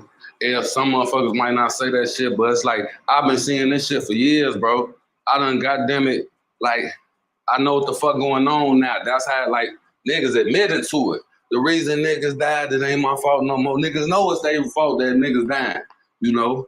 And, you know, Von from 1700 situation is just like a miniature. It's like the same as. Hey, Janelle, you want to come up here and talk about this? You want to run this one here? Because as I listen to this, I don't even want to talk about it. Like, I feel like I've said this shit over and over and over and over and over again. You want to come up here and run this one? I'm gonna just let you have the floor on this one here. I dropped the link if you feel like you want to come up here and talk. I feel like I done say I feel like what I'm gonna say on this particular topic, I done said this shit 1,000 times, and I don't even want to say nothing. I don't even got nothing to say. I promise you. I thought about it, but as I'm listening to it right now, I don't got nothing to say. I don't got a motherfucking thing to say. I'm pissed off. I don't got shit to say. I don't got a motherfucking thing to say. Hey T, Hey, hey, hey. you got the flow. I'm a chill out. You got the flow. I'm Just here. let me know when you're done. All right. All right. I mean, it's nothing new. We were just talking about this the other night. But the reason I even told you about it earlier, and you said you were going to discuss it. I think we're seeing our words in action right now because how often or like you've said it over and over and over again. I know I've talked about the shit over and over and over again too. How it's only so much talking that we can do before these niggas go prove us right. And that's exactly what they did. Unfortunately, I feel awful for that young man's family because I know exactly what they're going through right now. I've been through it myself too many times to count. Um, with my family right there in the same city that this shit happened in. So I know exactly what's going on. But for him to get up there and do all of that woofing, as they like to call it in Chicago, and now the dude that was sitting right next to you, that's the one they went after because they couldn't get to you for whatever reason. So they gonna make you hurt as much as they possibly can. Because if I'm not mistaken, that was his manager or something. I can't remember, but he was somebody close in his circle. So since I can't get to your ass, I'm gonna get to him. And that's how they do up there. That's how they do. If they can't get to you, they gonna get to the best thing closest to you that's gonna hurt you worse than you actually being gone.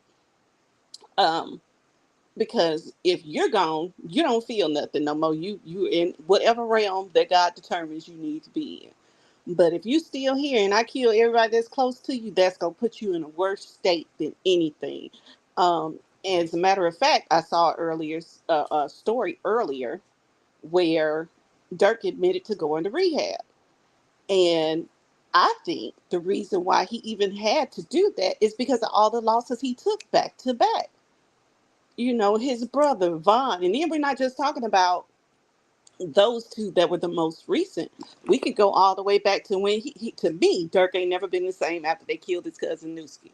That's my opinion, but I could see the difference in him.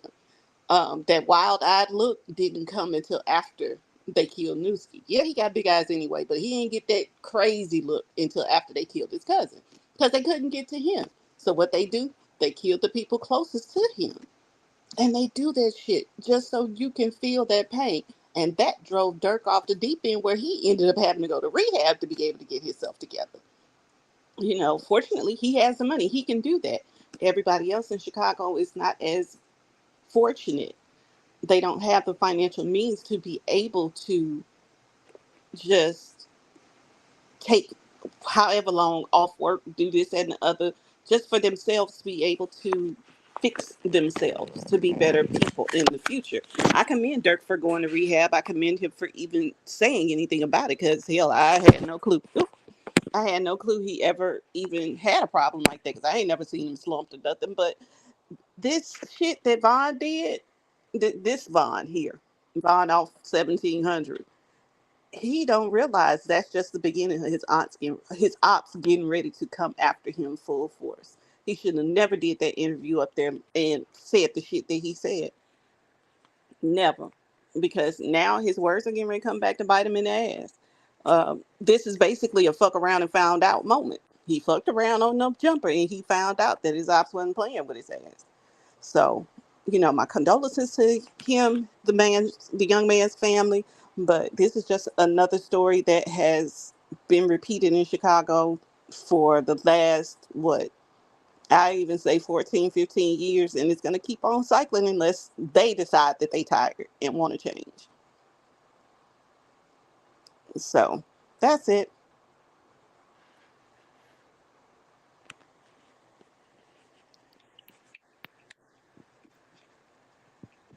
All right. So I'm gonna just say my condolences to My condolences to that young man's family. Again, I just I don't got nothing to say, man. I'm tired of fucking saying the same shit over and over again. Only thing I'm gonna say is this. Um, to Vaughn, I don't know if you're gonna change. I hope you change. Uh, I don't have a lot of faith that you're gonna change, and I don't wish no bad on you or your family or none of that there, cause you somebody, baby. Somebody raised you. Somebody cared for you. Somebody taught you how to walk, taught you how to tie your shoes, taught you how to speak, ride a bike, wipe your ass, put clothes on your back, all of that right there. So somebody gonna hurt if you not here no more. If you lose your life in the streets to gun violence, gang violence, some people gonna hurt for that. So all I'm gonna say is, young man, I got a bad feeling about the path that you on. I just got a bad feeling. I had a bad feeling when I saw the first when I saw the when I went when we talked about this on the channel a couple lives ago, and now I see you lost one of your homies. I got a bad feeling about the path you on, young man. So I hope that you make a correction real soon, you know, cause I got a feeling that we gonna end up talking about your ass in the future sometime. But hey, I hope that ain't true. I hope it don't happen like that. You know what I'm saying?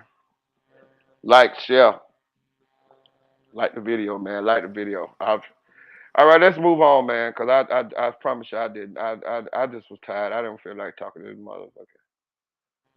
For real, I just feel like I'm talking to a brick wall. Appreciate that, T. Where we going at now? Let me see where we gonna go at now. Oh, let's lighten the mood a little bit. Let's talk about our favorite crazy people. Let's Let me talk guess. about toxic relationships in itself. Chrisean Rock and Blueface. So I'm hearing that goddamn Chrisean Rock been staying at Blueface's house, paying Blueface's mortgage or whatever, and I'm hearing Blueface about to get out, and he said something slick, like, you know what I mean, like pretty much like he finna break up with her, whatever. After she done stayed at his house, and if you pay attention, Chrisean Rock kind of been out of the limelight, out of the headlines as of late. You know, she probably said, you know, low key, you know what I mean. You know, a lot of people saying that it was because of Blueface's uh orders, you know what I mean, or whatever. But they say she been staying at Blueface's house, paying all his bills, and now that he finna get out, he's pretty much saying that he finna break up with her, this and that. There. But but that's not the clincher. The clincher is I'm hearing that Chrisean Rock has been staying at Blueface's house and paying his bills because you know he had like a lien or something on his crib or whatever. So um financially he was in a little messed up position. But I'm hearing that Chrisean Rock's mom is homeless. Like this is like, oh, SLK say Cap, I don't know about all that paying bill shit. Okay, okay, scrape me home, boy. I don't be knowing like, hey, y'all, that's why I fuck with y'all. Y'all get me right, man. Y'all get me right. Put me up on game. But anyway, um, I'm hearing that Chrisean Rock mama is homeless. Like, I don't understand this. I don't understand. Listen, and I heard Chrisean Rock mom has a drug addiction problem. I get it. I get it. But I don't give a fuck. My mama is not finna be homeless. She could smoke all the motherfucking cocaine in Peru.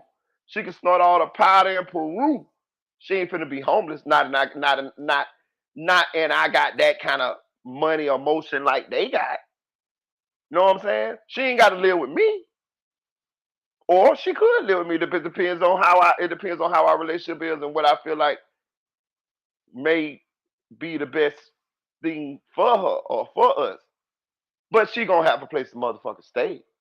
I bet you that. Know what I'm saying? Before I be at a nigga house, and I'm just talking like I'm a Chrisean. Before I be at a nigga house paying his motherfucking bills when he abusive as fuck, he fuck all these different hoes and all this type of shit. He cheat on you, treat you bad, and all of this type of shit. You mean to tell me your mama homeless? Somebody double check for me, because I don't want to be wrong, man. But I'm hearing Chrisean Rock's mama is homeless, bro. Know what I'm saying? And to me,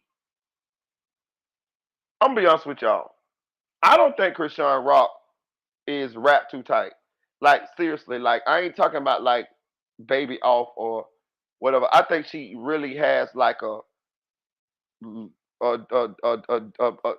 defect mentally. Something's going on up there. I think the hamster is not running the wheel like normally hamsters run the wheel. Something's going on here. If you look at the face tattoo shit, like who the fuck, like baby, what woman gonna put up? And you a beautiful woman. Look like a little Chucky doll a little bit, but I mean, you cute. What young woman gonna put a whole fucking tattoo on her face of a man who abused her, cheat on her, all type of shit? You got money now. You got motion now. You really more popular than him, really. You gonna put his whole face on your face? To me, this is crying. This is a signal that is something going on upstairs. Her keep going back to this toxic relationship. It's a trauma bond. It's because this is the type of environment that she grew up in. I'm telling you, something going on with this young lady, man. Real talk. It's getting to the point now where he like really abusing her. Like real shit. Like I'm saying, she abusive too. Don't get it twisted. But I think he know what he doing. I think she's slow. Know what I'm saying? Like real talk, bro. This girl got to be slow. You hear how she talk? She talk with her tongue. She talk like she's slow. She talk with a lisp. Like I just don't get it. I'm just like, then I don't be liking to talk about the children because I got a little kid, but I be having to talk about. I be having to say the elephant in the room. Like you know what I'm saying? Like this is my job. I might make crack a little jokes on the shit, but we got to talk about it. We got to talk about tough shit. She posted the other day, the baby attempting to crawl. Fine. I'm happy for him. But I really thought about it after I talked about it on the live, and the way that baby was attempting to crawl is not how children start to crawl.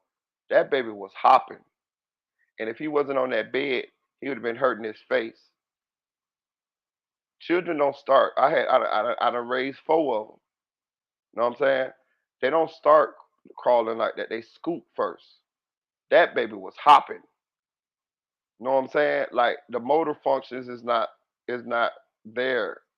You know what I'm saying? It's probably because of the violence the violence they had going on, the fighting, the stress.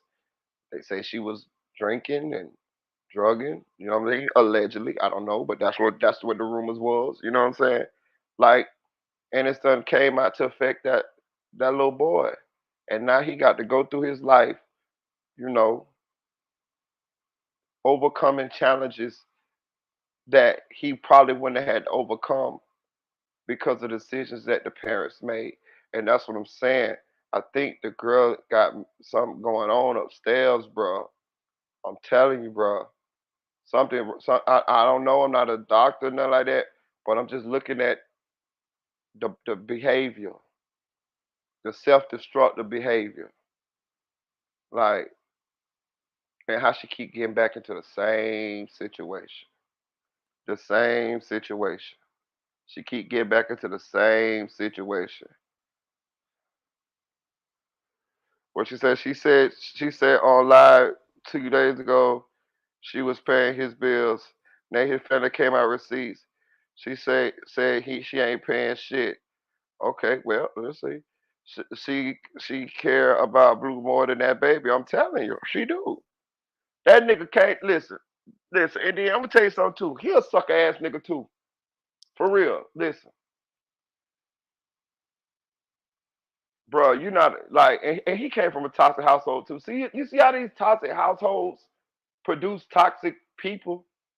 The children see what happens between the mama and the daddy or whoever in the household, and that's the way that they learn to interact with their significant other. This is true. I seen Blueface mama. I seen her on the goddamn what's name. She just as wild as him.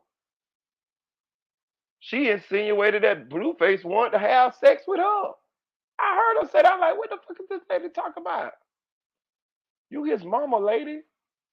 You all on Instagram live talking like what? What?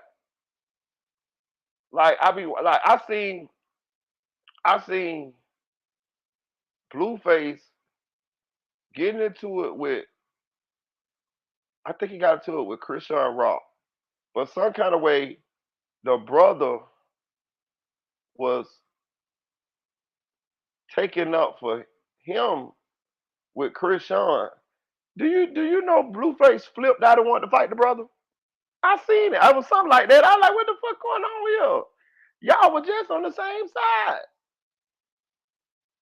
It was just a whole bunch of toxicity. And yeah, I think he might be slow too. Now that I think about it, because I remember he shot at the people outside of Las Vegas. Then I remember this nigga was on live. He had done went to the house. Christian Rock wasn't at home. She was gone, whatever she was doing. Now they broken up at the time. The baby at the house with the other girl. He done kidnapped the girl, took the baby too, and he riding in the car on live telling the girl, yeah, when we get to my house, my other baby mama finna beat you up.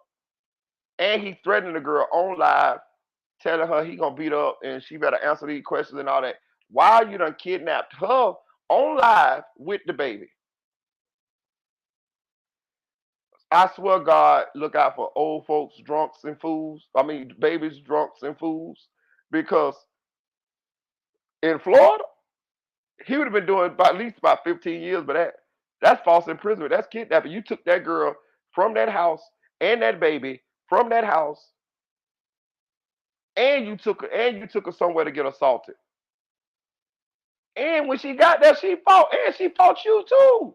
And you on probation. And it's all on live. Who gives a fuck where Christian Rock was at as long as that baby was home? You don't go with her.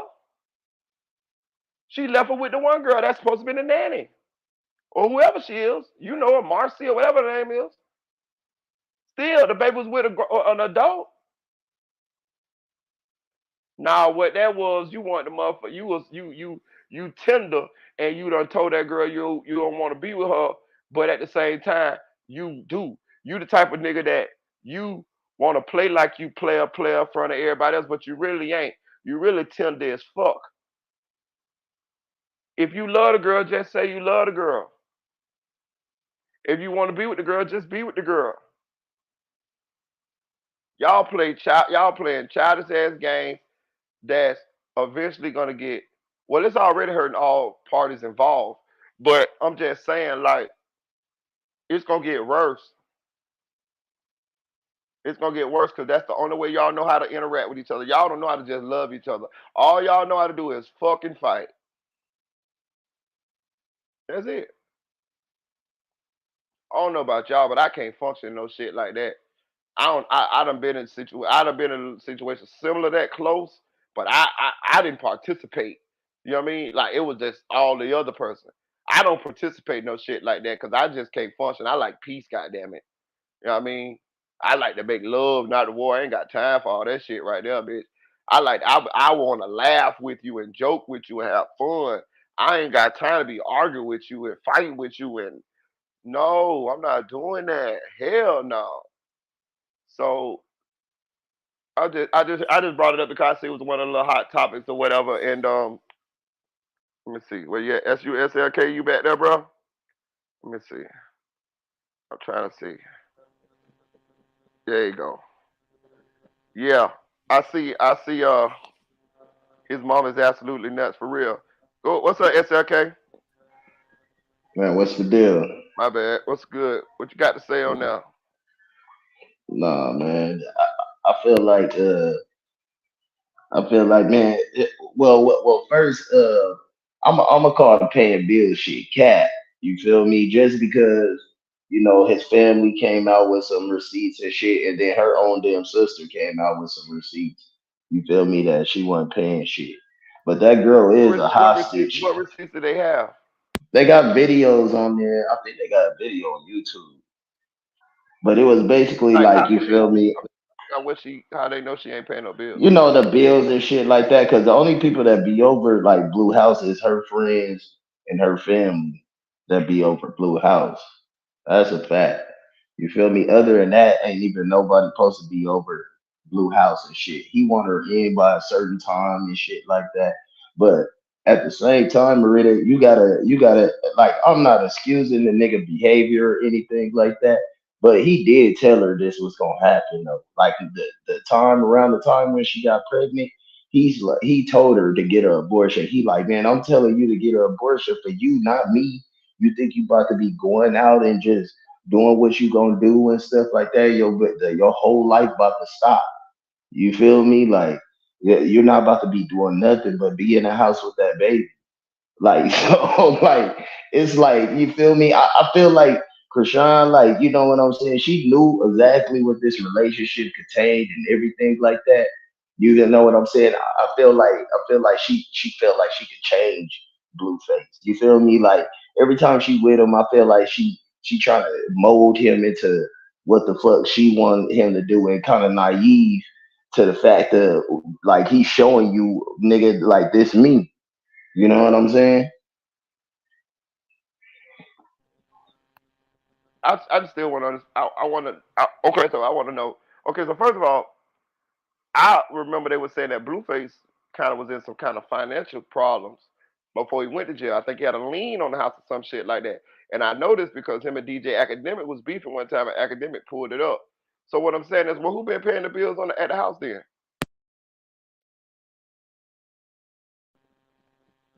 Because she got lights, she got everything she needs to function. So she has to have some bills paid. She might not be paying them all, but she has to have enough bills paid to be able to function within the household. And his ass broke. The only money he had coming in at one point in time was from her anyway. He's broke. That's what I'm saying. He's broke. So it's got to be, the bills are getting paid by somebody. And she's the only one in the household with money. So I would assume it's her. Because you're right, he No, had a lot of debt before he went into jail. but we not talking about let's understand this. Blueface been in there though. Been in there way before he went to jail. Been in there, my nigga, when he was doing them interviews and shit like that. Krishan was making more money than Blueface. I understand that. That's That why I'm nigga been in saying, there was taking care of that money and stuff. Is the same niggas that's been taking care of that money, whacking all that motherfucking the entourage and the team that he has and stuff like that is taking care of all of his finances until that nigga get out. As long as they hold it. That's why I believe they starting all this drama right now. I ain't They gonna lie. can't make no money off his goddamn name. Yeah, I ain't gonna. but that's why he's broke because he can't make no money off of his name himself. The only money he was getting was through Krishan. So that's why I definitely believe she paying the bills. Well, yeah, because the restaurant wasn't doing too well. You feel me? Niggas just know that from being in County, bro. The restaurant was trash. You feel Yeah, they me? had to I close don't it. like it's like super trash. You feel me? And to my understanding, last time I checked, that shit was closing, my nigga. So I don't know how she paying on a fucking restaurant, my nigga, because she said the restaurant too. And then second of all, he was making a little bit of money, my nigga, with that TV show, that little bullshit TV show he had and shit, Baddies or whatever the fuck ever and shit. But everything else that he was making money off of was pure interviews and the drama that they made in between each other. But they was making money off each other and shit. But she was doing more of the shows, appearances and stuff like that, when in clubs and stuff like that. She was getting paid off the top for that. But at the same time, Chrisean is what you call it, signed to Blueface. Yeah, she's He under runs his her money. management. Yeah, yeah, I give you that. That's why I said everything that he makes is tied to her. So he has no So money if it's not for Krishan.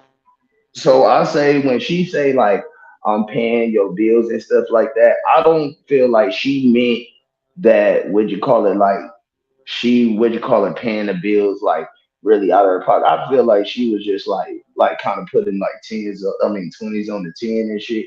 Like when she was saying like, oh, I'm paying it, like it made it seem like she was paying out of her pocket. It's motherfucking revenue coming or however it's coming and stuff through his team or whatever and stuff. But at the same time, it takes her, you feel me? Because there's one thing that she did say, look, right.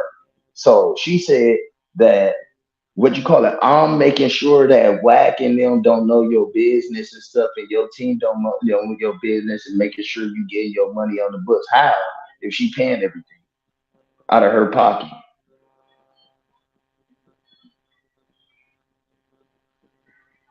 Hey, that means that proves right there that he has some kind of revenue coming in. Now, when she says she's taking care of stuff, I feel like she's just taking care of stuff, paying shit on time, trying to do deals and stuff to keep shit open and stuff, or keep shit moving and stuff, keeping the motion going, basically. well, shit, that is paying the bills, though, in my opinion. That's how I look at it. Because Yeah, I if mean you're that's making true. money off of me in order for your bills to be paid, I'm still paying the bills because, damn it, it's me making the money that's put in your pocket for you to be able to pay the bitches. Because if it wasn't for me, you still wouldn't be able to pay your bills. So I see it as she paying the bills regardless. She's the one that's bringing in the money. Yeah, without her bringing in the money, Blueface wouldn't have shit. So he couldn't pay his bills if it wasn't for her. That's how I see it. Okay, yeah, to us, where we can say it like that. Now, if she would have put like, you know what I'm saying, a little detail on that shit, that would have been helpful and stuff like that. Yeah, But because as far as far as like, you know what I'm saying, oh, I'm going out getting it. She made it seem like she taking care of the baby, she going out to get the money and stuff, and paying his shit and taking care of the baby at the same damn time. Like she's superwoman around this bitch. well, she got help with that baby. Shit, I could tell just by how she hold that baby. She don't be around him enough because she would know that you need to sit him up to in order for him to build his neck muscles. About he's always gonna be like a little like he was flopping on his face when he was doing that. Is because he doesn't have strong neck muscles. He's a floppy baby. But I think it's because he's got something wrong with him. And I don't like talking about babies because they are the most precious gift that God gives us. But I can tell when a baby is developmentally delayed, and that baby's delayed. And I'm not necessarily even saying mentally, but physically, that baby is delayed. He should be doing way more than what he's doing at his age. Because if I'm not mistaken, he was born in September. So he should be crawling. He should be, holding his head up. He should be reaching for things intentionally, not just kind of batting that shit. And he should be babbling way more than he does. And even when he does, he sounds like a cat. It doesn't sound normal.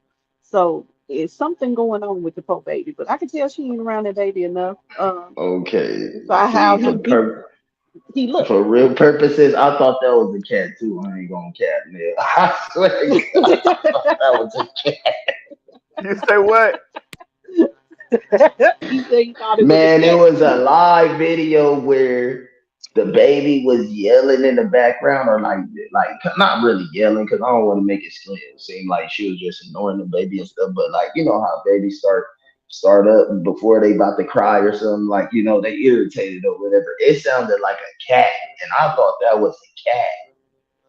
I swear to this day, until she just said something, I thought it was a cat. I Yeah. heard that Because one. I was Yeah, like, why that I baby heard her sound like voice. that? I heard little Grogu trying to talk my nigga. I say, oh Stop Lord. calling that baby that, because you making me laugh. I don't like laughing at babies. But yeah, it's No, something wrong with Grogu, that that's that baby. little baby Yoda thing. You know, I Star know, Wars, I know, little I Grogu. know. Man, the only thing that really just like irks me with her and stuff like that, when she tried to get people to feel bad for her. Like I'm done with the feeling bad for Chrisean. The one, maybe two times and stuff, you see how everything going and stuff like, dang, Chrisean, you need to get up out of there and stuff. But it seemed like some real street shit, some real Figueroa shit, my nigga. Like you feel me? You see this, you know what I'm saying? This 304 getting beat on and stuff like that, and you know that couple that been together, and she keep going back to that motherfucker. Like it doesn't Yeah, matter how bad it get. It doesn't matter what they go through, my nigga. Actually, what you call it, I feel like that's why Blueface didn't really want the baby and stuff because he like, you know what kind of situation this is, my nigga. Like real shit. yeah. Like you trying to throw a baby into our situation. First of all, what you call it, he got a baby. That's why he treats them two baby mamas different. You see what I'm saying? Jen ain't going for none of this shit. That Jen is not going for half of the shit that Krishan went through, my nigga. Cause she's Well, I gonna don't dip and do know. her own thing. She's gonna dip, but man, she might take the yelling or whatever and stuff. And what you call it when they be fighting, she's fighting back, my nigga. But at the same time, though, she go do her own thing. Blueface ain't never talking about my nigga. You better be in the house by 10 and stuff. You know that's not possible with her. Well, She's out with girls and niggas. I can agree with that. I can agree with that. I mean, you know, you cater your personality and your needs and wants and desires based on the person you're with. You know, he can't be Krishan is a with little bit more Jada. tame. You feel Um, me? Controllable, I should say. yeah, because I was about That's to say slow, tame. She man. just That girl is not. slow. That girl done been in these bad homes, abused all type of shit growing up, and this is the type of relationship that she's used to, the abusive type. You know what I'm saying? Like the type that he is putting down on her. But the fucked up part about it is he ain't supposed to do that though. Like that's like what you pretty much saying is the other baby mama, he don't do that to the other baby mama because the other baby mama ain't going. But you would do it to this girl. You see what I'm saying?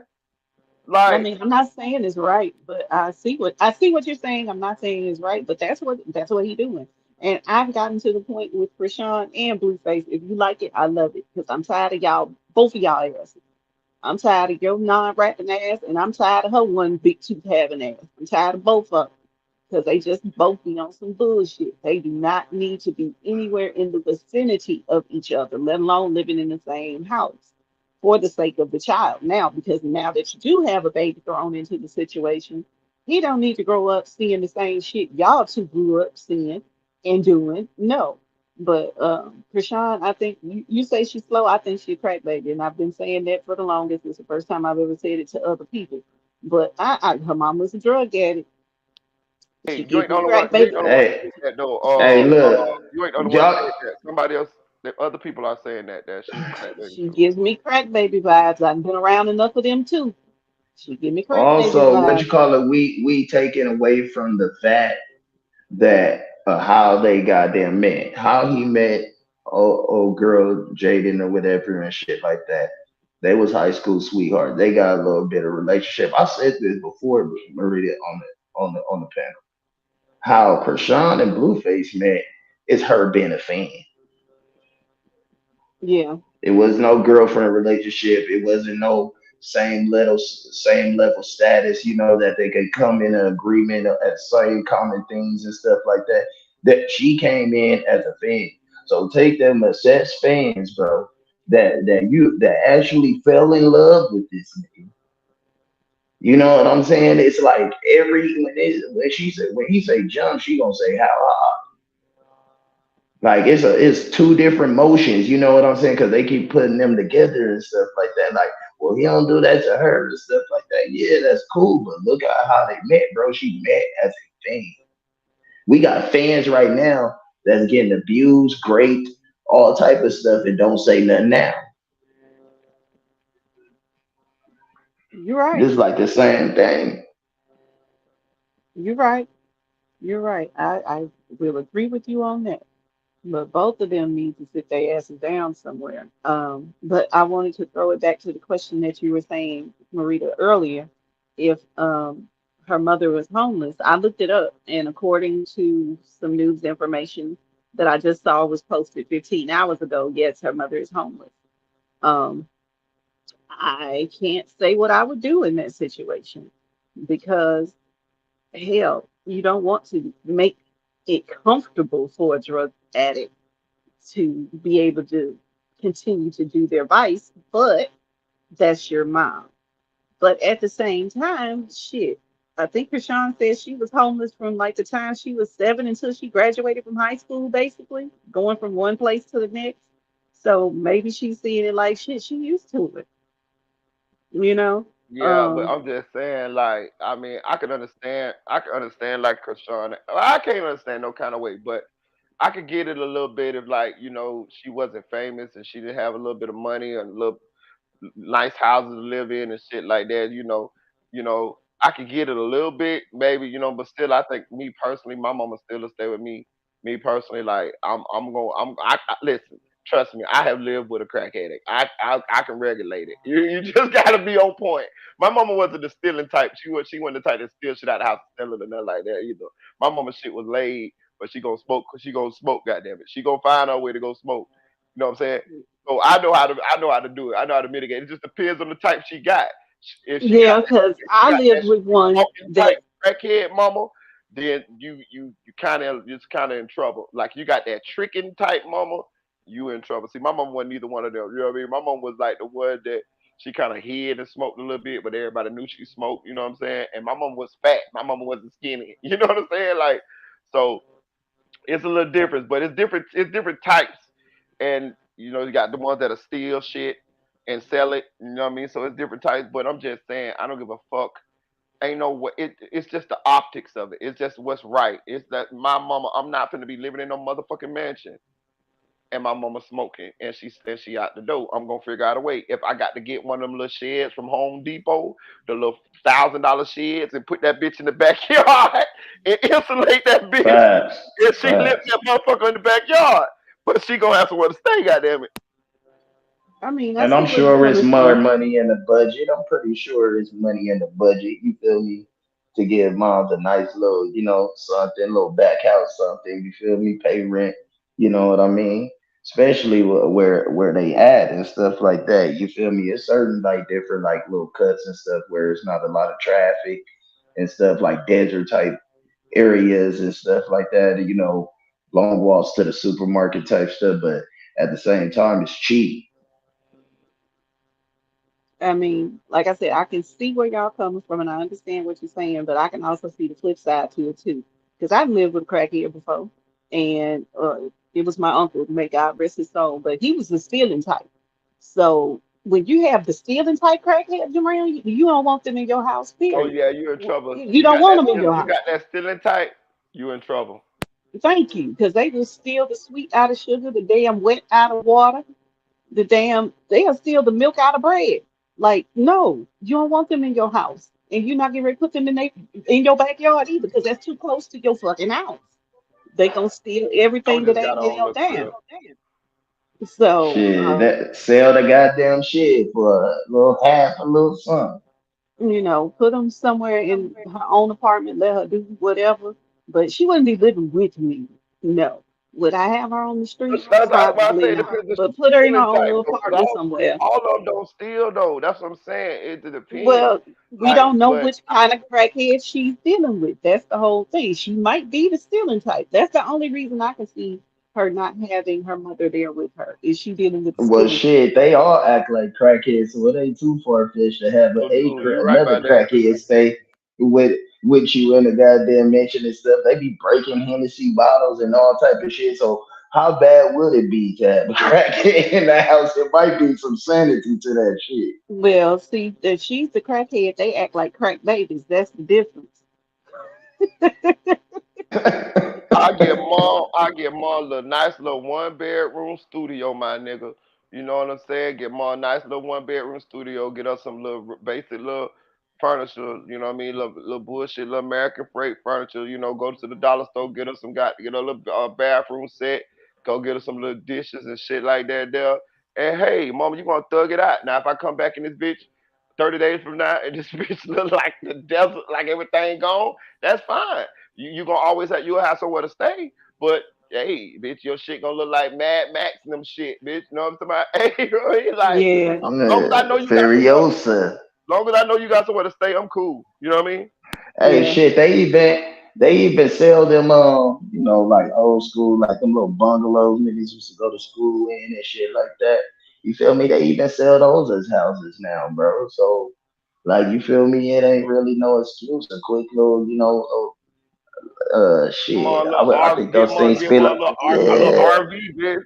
What I mean? yeah. Get her a little RV. Get her a Get a little RV for like motorhome, three mama. thousand. Yeah, 3, 4, 5,000. You know what I'm saying? But That wouldn't have hurt nobody. playing devil's advocate at the same time, you don't know what type of shit that her mother has done to her, where she's like, Yeah. no, you don't deserve this.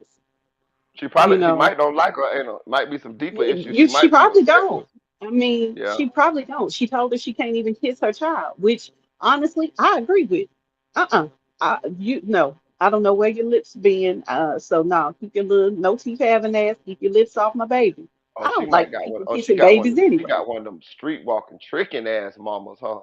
I mean, her mama ball mouth. I Like will Keisha, say that's that. like Keisha Cole mama, ain't it? That's Keisha Cole mama. Keisha Cole mama. Yeah, yeah. She Dang. act like she reminds me a lot of Frankie. Every time I've seen her, even her looks a little bit. She's a little, chunkier than Frankie, but I don't know. Maybe it's the crackhead look I'm looking at, and that's what reminds me of Frankie. But she has those type of behaviors like Frankie has. So Damn. no, and like I said, we don't know what the fuck her mama did to her to make her feel like no, I ain't doing it.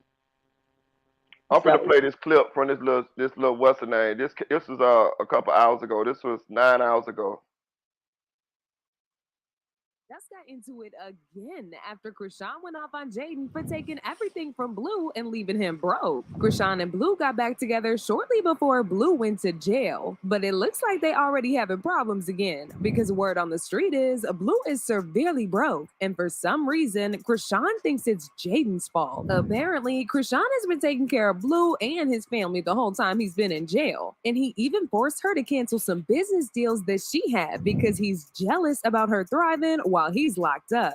People are also now speculating that maybe the reason why Blue even got back with Chrisean after claiming he was done is because he knew he didn't have the money to support himself, and he needed her help. Now, most of y'all already know Blueface has been in jail for a little while now, and he's reportedly set to be released in a few months. Around the time he got thrown in jail, Chrisean packed up her son and went back to his house to live there. However, she made it very clear that this is her last time giving their relationship a chance to work, and that if he dares to cheat on her after he comes back from jail, she'll castrate him. Yeah, you heard that right. She threatened to cut this man's manhood off. And I already told him, it ain't only mine when you get home. I'm cutting it off and feeding it to his dog, Batman. Then I'm dipping, and then I'm never looking back. You got one more last chance with me, and I got one more last chance with That him. be crazy. So that's that. I believe her too. Everybody else that keep popping it, with all that negativity, take it somewhere else. Jade. I ain't never had a bitch love me like that. Yes. God damn. I need me a bitch to love me like that. God damn. I God believe her too, for real. damn. For I real. really believe it. Well, if I had me one love me like that, bitch, I ain't going nowhere, bitch. This bitch, my God. Damn, that nigga, boy. Herself a whole girlfriend. But Chrisean hasn't had enough of Blue's BS yet because she went right back to him even after he disrespected her, put his hands on her, denied being the father of their son, and even questioned her parenting skills in public. Unfortunately for her, Blue is the toxic boyfriend he's always been because she recently jumped on Instagram Live and went on an entire rant about how much stress Blue has been putting her through despite him being locked up. This came after people noticed that Blue had unfollowed Chrisean on Instagram and also deleted the video of her getting his mugshot tattooed on her face. She said she and Blue recently got into it because he was upset about her not going back to his house after a party. According to her, Blue thought the reason she didn't go back to the crib is because she was out cheating on him with another man.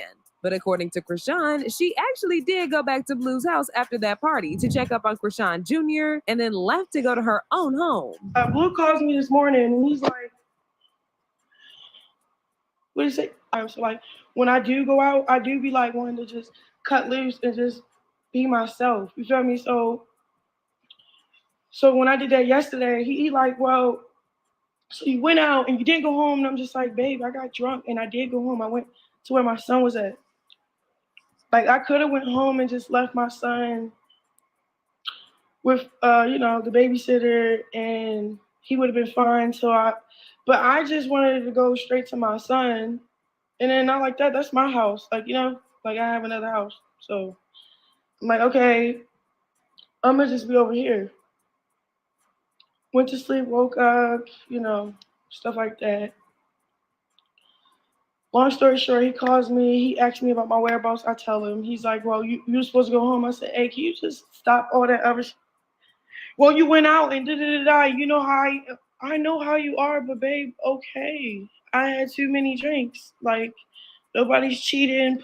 Still fucking Harry is growing. Like, this is, I can braid this. That's on my, like, I'm holding you down, bro. I'm being here for him. Like, I love you. You love me. We want to work things out. Nigga hit some furry coochie. Try this whole different atmosphere. Cool. That's great. Nigga go all around. Nigga go all through that goddamn jungle. On the phone, he keeps talking about. So why didn't you go home? I was like, I told him why. He's like, well, he kept trying to like argue with me, and I was just like, bro, you, bro, like, what are you arguing with me for? I went outside.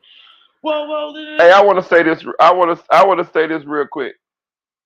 But back in the motherfuckers fucking furry coochie, y'all. I'm just keeping it real. Like, this is a new thing. I'm telling y'all real shit. Like, maybe like 20 years old. But before then, they was furry, y'all. And motherfuckers was still getting busy. Trust me.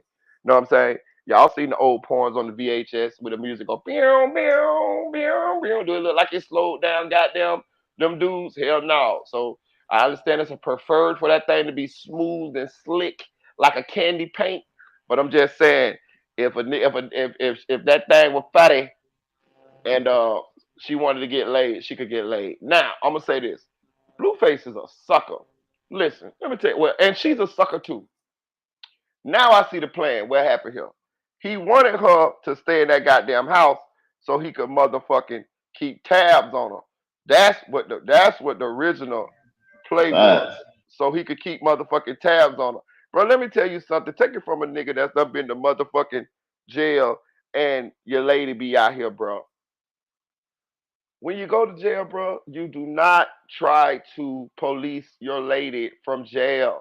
That is the number one mistake you can make, nigga, because she's free. You're not. Anything she's doing, she don't have to do. And you can fuck around and fuck up your shit by you trying to be too policey on your lady while you in jail and she free. Nigga, let me tell you something. I don't ask no motherfucking questions when I'm in jail to my lady about nothing. Period. All I give a fuck about is if you sending me some money, if you sending me a couple letters, if you keeping some goddamn collect on this goddamn phone, and you coming to see me every once in a while. That's all I give a fuck about. That's it. All the rest of that shit, if it's some issues, we gonna handle that shit once I get out. I might know you fucking with a nigga.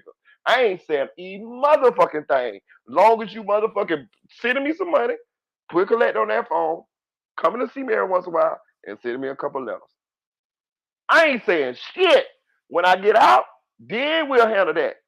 You feel me? You do not rock the boat while you in jail. Because all she got to do is say, man, you tripping. I don't want to deal with this. What you going to do? You sitting right in there. You done fucked up. You done fucked up your whole shit because you trying to motherfucking police this woman from inside of jail. Don't do that. I'm telling you, fellas, trust me. Listen to me. Listen to me. Listen to me good here. Don't do it to yourself. Long as she sending that cash, that motherfucking them digits, or maybe even a package here and there, you keep that going, player. You keep it going. Even if to the point where if you got a bunch of years and you got to go on and tell her, hey, look, man, let's just be friends. I just want to be friends. Because you know she's gonna get us some dick. You know she's gonna get us some dick. So I'm just trying to tell you how you keep shit popping. Because after a while, when you're in jail, you need a motherfucker to care about you. You need a motherfucker to look out for you. I'm telling you. Especially as that time go and motherfucker don't be doing nothing for you. That one person that was doing something for you, you done ran them off because you trying to make sure they in the house by 11 o'clock. Bitch, you in jail. She ain't in jail. Know what I'm saying? And you are, but what that goes to is too, he already know what kind of girl he got. She just the same girl that was sleeping with Offset. See what I'm saying? After Cardi B was bigging you up, having you all on stage, showing you love, and you still went behind that woman back and had sex with that woman's husband. And Blue did some whole shit and exposed that too. You see how you do whole shit? Like you gonna put the man out there because I wouldn't have did that. No, I wouldn't have did that. Know what I'm saying? Like whatever beef y'all got, y'all supposed to handle that. Know what I'm talking about? Really, y'all ain't supposed to beef over it. Really, she's supposed to just be out of there. Know what I'm saying? But your reaction is, I'm gonna expose Offset sleeping with my girlfriend. What? What? Y'all see what kind of whole nigga this nigga is? That ain't nowhere in the player code book. I'm finna tell everybody that Offset is sleeping with Chrisean. And then you still end up back with Chrisean. You a sucker. You a sucker. Bro, I'm not cheating on you, like, not like that, but like, we're grown.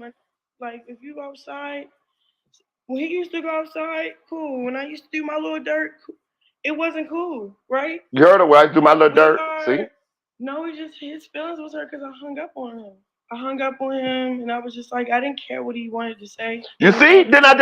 I'm just frustrated as this. Didn't I just tell y'all? I just told y'all what his shit is. I'm telling you. When you in jail and you applying this type of pressure to your lady, they're going to cut you off. And you ain't got nothing to do but take your black ass back in that cell. And to be honest with you, they got the leverage. Because you're going to eventually have to come back and be like, hey, babe, I'm saying, babe, you going to send that money? Or, babe, did you send the money? Or, you see what I'm saying? So you might as well just hold all that down anyway. All that, you heard about a nigga and all that, you ain't stay home and all of that. You leave that shit where it's at. You deal with that when you get out. You can't fight that fight from in jail. It's only going to hurt you worse. She's free. And you heard what she said? Oh, I hung the phone up on her. She wasn't even studying that shit after she got her phone. She can go smoke her blunt. She can go drink. She can go fuck her nigga if she want to. Him, he got to go back to that cell. When they roll that door, close that door, and he got to go in the dark and talk to that pet spider he got. Facts. As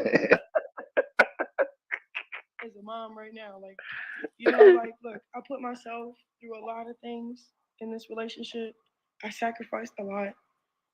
My identity, pretty much. While she was going off on Blue, she also spilled the tea about Blue's current financial situation, and it turns out he's actually broke. Chrisean said she's been the one holding him down financially ever since he got thrown in jail because he doesn't have any more money left to take care of himself and his family. According to Chrisean, she's been paying his court fees right from the start of the trial, and she's also been paying the rent for his restaurant, which costs over $15,000. She also covers the other expenses in the house while he's away. Like, can y'all even believe this? I get that she feels a sense of loyalty to Blue, but he's honestly the last person she should be doing this for, especially after everything he put her through.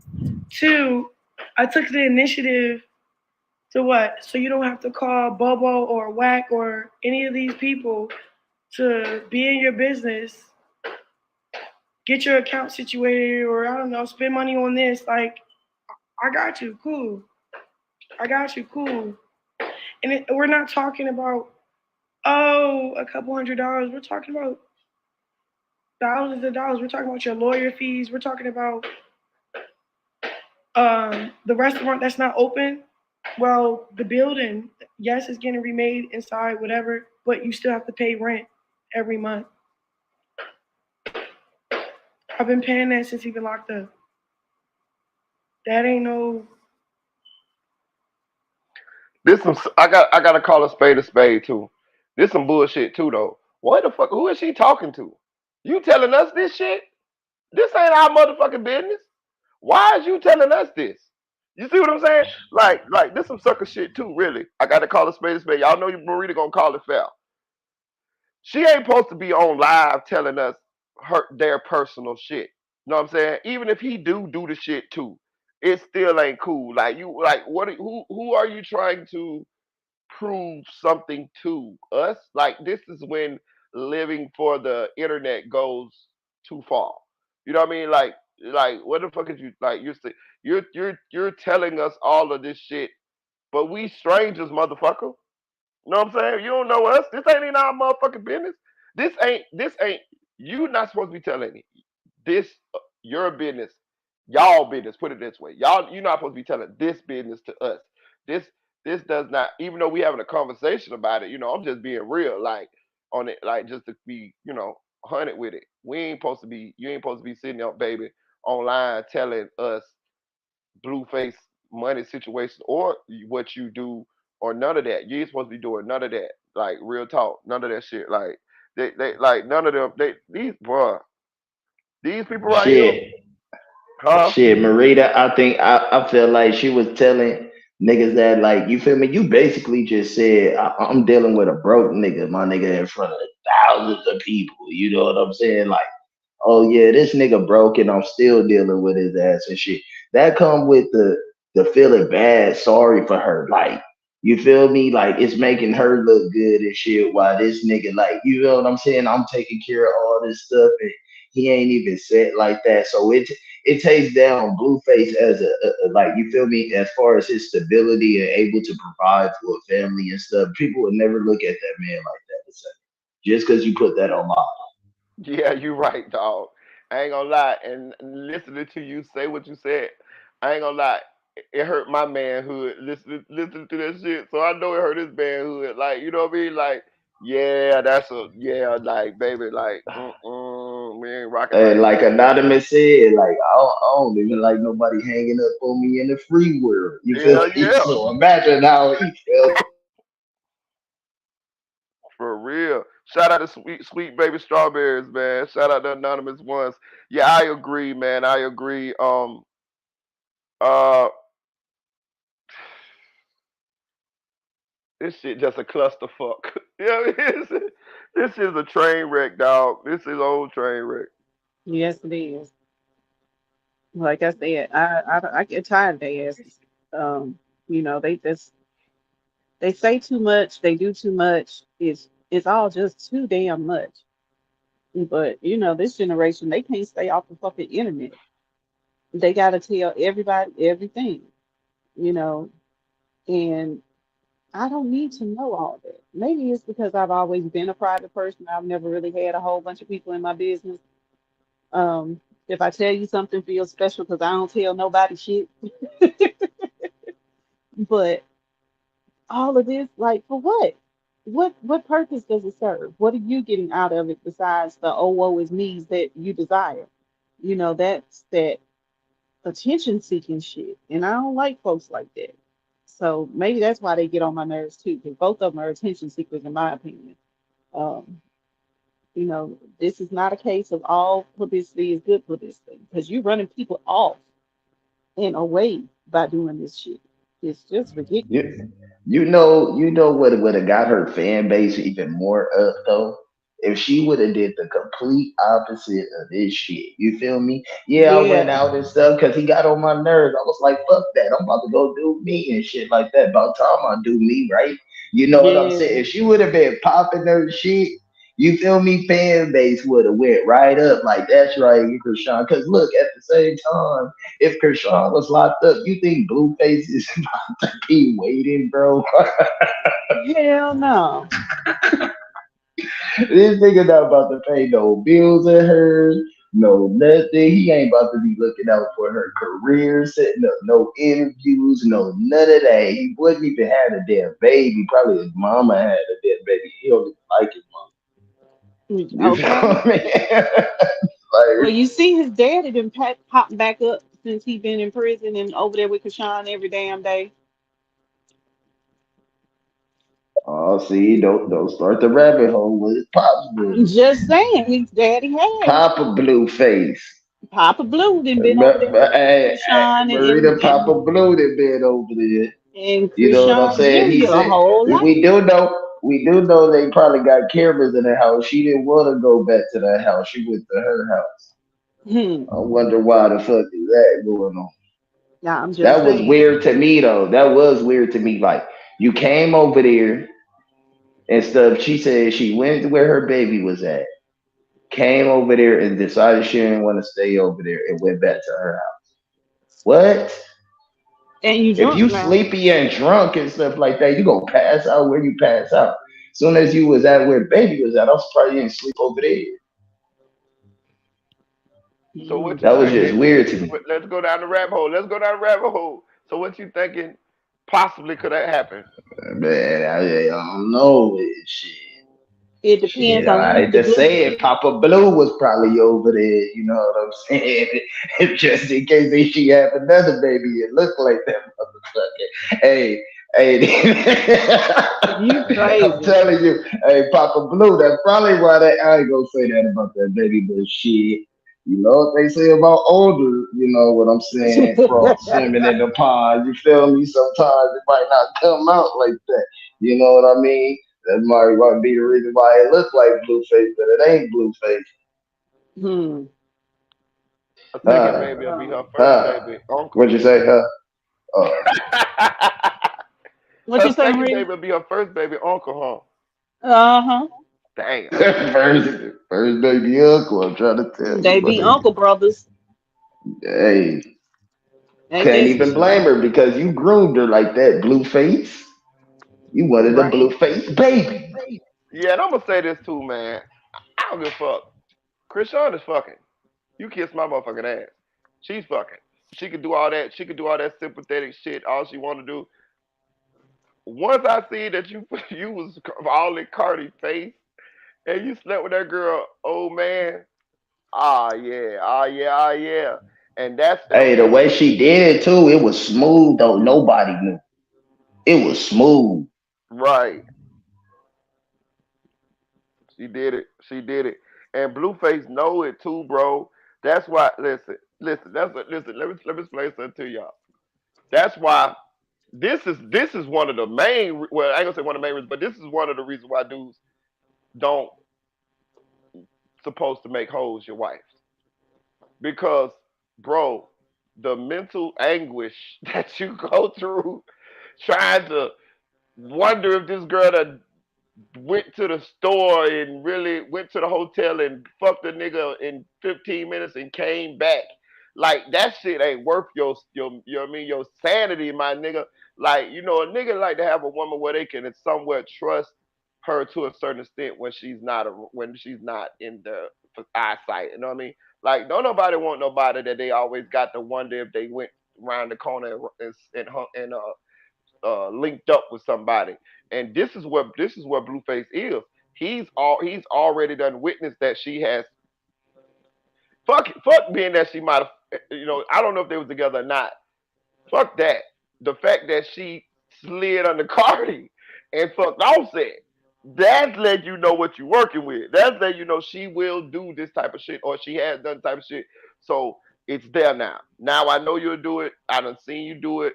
Yeah, now you can't never I can't never get rid of that out my mind. You know what I mean? So I can't never trust you as much as I need to trust you in order for me to have peace of mind while being with you. And this is where he at. That's why I say he's a sucker again. He's supposed to be so player and all of this. And I'm gonna say this: everybody get, everybody get played the fool sometimes.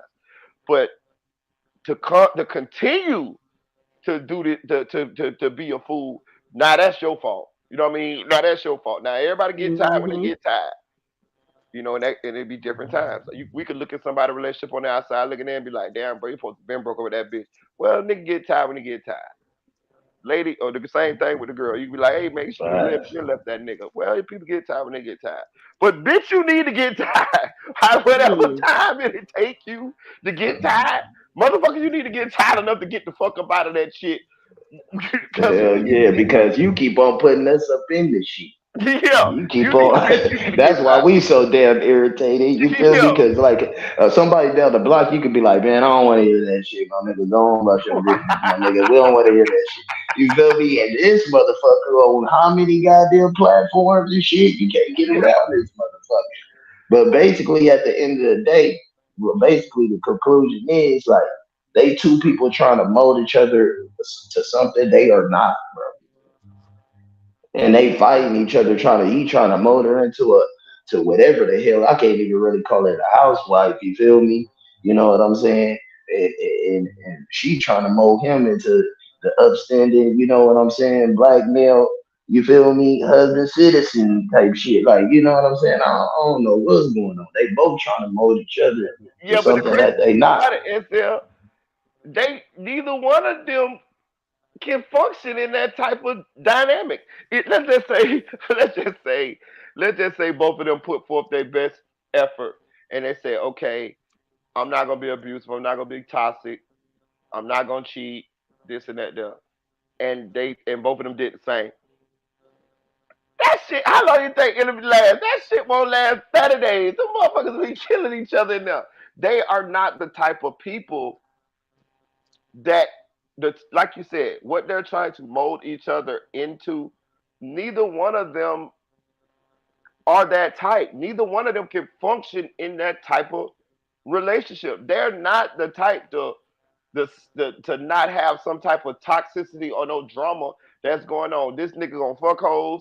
She gonna do her little 1, 2, whatever it is that he don't like, and that's just the relationship that they have is the only type of relationship that either one of them knows how to function in. And I'm gonna tell you how I know, because if it wasn't true, then one of them would have been already done. One of them would have already been out of there. They still there because that's what their idea of love is. You see what I'm saying? Mm-hmm. One of them would have been gone if that shit if either one of them couldn't function in that, if either one of them had some sense and understood that this not what it is and could function outside and was really looking for a real, real relationship with somebody, they would have been gone. But he ain't gone and she ain't gone, because this is heaven to them. Yep. Shit, let's take it a step further, Marita. Even with somebody else, they can't even be that. Now look, let's take it when Blueface was with Jada and he was playing Daddy, right? You feel me? Shit was going perfect for that nigga for a good like month and a half. You feel me? And then he went back out and started doing him. You know what I mean? Like it's like you wouldn't even be able to, even if the environment, you feel me, was given to you, bro, you wouldn't be able to survive in that type of environment, bro. I agree. He's just not built to be that person. He's Yeah, I not. agree. I agree. Everybody isn't husband material. Everybody isn't wife material. And Sometimes, then you got Chrisean, right? Was she dating somebody? She was dating the whole nigga. You feel me? Went right back to this nigga. What happened to the nigga? yeah, because he was You see nice. what I She I'm like dating that him. saying? white boy? She dating the white boy, wasn't it? No, no, No, no. Before the white no, boy, he it was was actually real. like some black nigga. It was some nigga in the background. And he had got caught wind that she was actually dating this nigga. You feel me? All her little friends knew about the nigga and everything. But she was cool off of the nigga because he was with Jaden or whatever, right? You feel me? Because that's when they was going back and forth. Man, go play dad to your kids. What you call, you don't even see little Chrisean, whatever, all that stuff. You know what I mean? She stopped going with that nigga, did clout with the little white nigga, and got right back with that nigga. Like it's like I'm gonna embarrass you and then I'm gonna get back with you all the Yeah. time. It's a I ain't gonna pattern. lie, bro. I ain't never. I can't. I ain't with that shit. There. I have never. And don't get it twisted. I don't put up some bullshit. So I'm not trying to make like I ain't been through no fuck shit neither. You know what I'm saying? I'm always keep it real. But I'm gonna say this. That fucking if you go fuck with a nigga and then and then I'm finna be back, you finna come back over here and then you finna no, hell no, no. I might be hurt than a motherfucker. But I ain't playing that game. Like, you know what I'm saying? Like, you know what I'm saying? Like Blueface, no, she done been with our 2-3 niggas since they been together. Like, and I know he ain't no better, but I'm just saying, like, I ain't playing that game. I ain't gonna look at you the same no more. I can't get jiggy with it no more. You know? Man, did a music video while she was pregnant. No, the baby was born already, right? Because the baby was in the video, wasn't it? Which I think the one? baby was in the video with the white boy, Mabu. With Lil Mabu? Yeah. The video was already, or she had already had the baby. She had just had it Yeah, though. because I think that the baby was like in a video somewhere or something like that. But he I over don't there ranting. remember I that. don't know. I can't remember though. But what you call it? But I know he was talking about the baby, making references to the baby and stuff like that. You know what you call it? And then you got my baby mama on there and stuff. And you think you about to come back over here and everything be cool? Nah, my nigga. Nah, my nigga. A whole music video and you made money. I would have been more mad off the fact that you make money off of that shit too.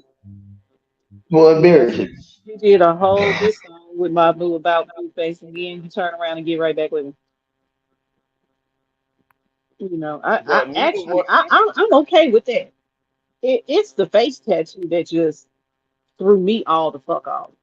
Like, you can be happy and be in a relationship, and that's your baby daddy and everything else, but you gonna get a face tattoo. Now you got the face that was on your neck covered up.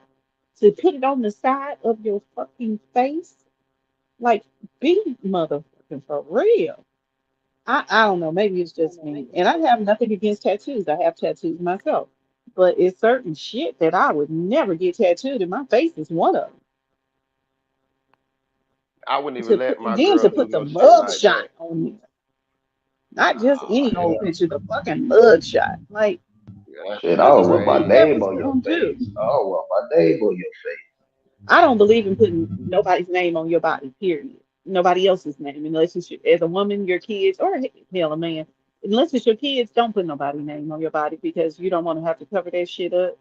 And the next person you with My don't want to kids and have to my look at that mama. shit. I mean, That's I got about my it. mama My name tattooed mama. on me, but you know, you can get some dead people name on you. Like I ain't gonna lie, I was planning on getting my baby mama name. You know, she passed away. You know, I wanted to go with my children. I wanted all three of us to get the same tattoo. You know? Yeah, that's a different situation, though. Yeah. You know what I mean? She's passed away. I'm talking about a mother that's alive and kicking, and you still got to be in their face to co-parent with. No. Um, Right. but like I said, I have nothing against tattoos. I have my own, but I ain't got nobody name but mine on my body.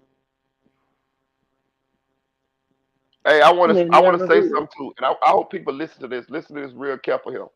Everybody who out there listening to this, listen to this real careful, because I don't think enough people look at it this way. And this one thing that I had to learn, right? And it was an eye opener for me.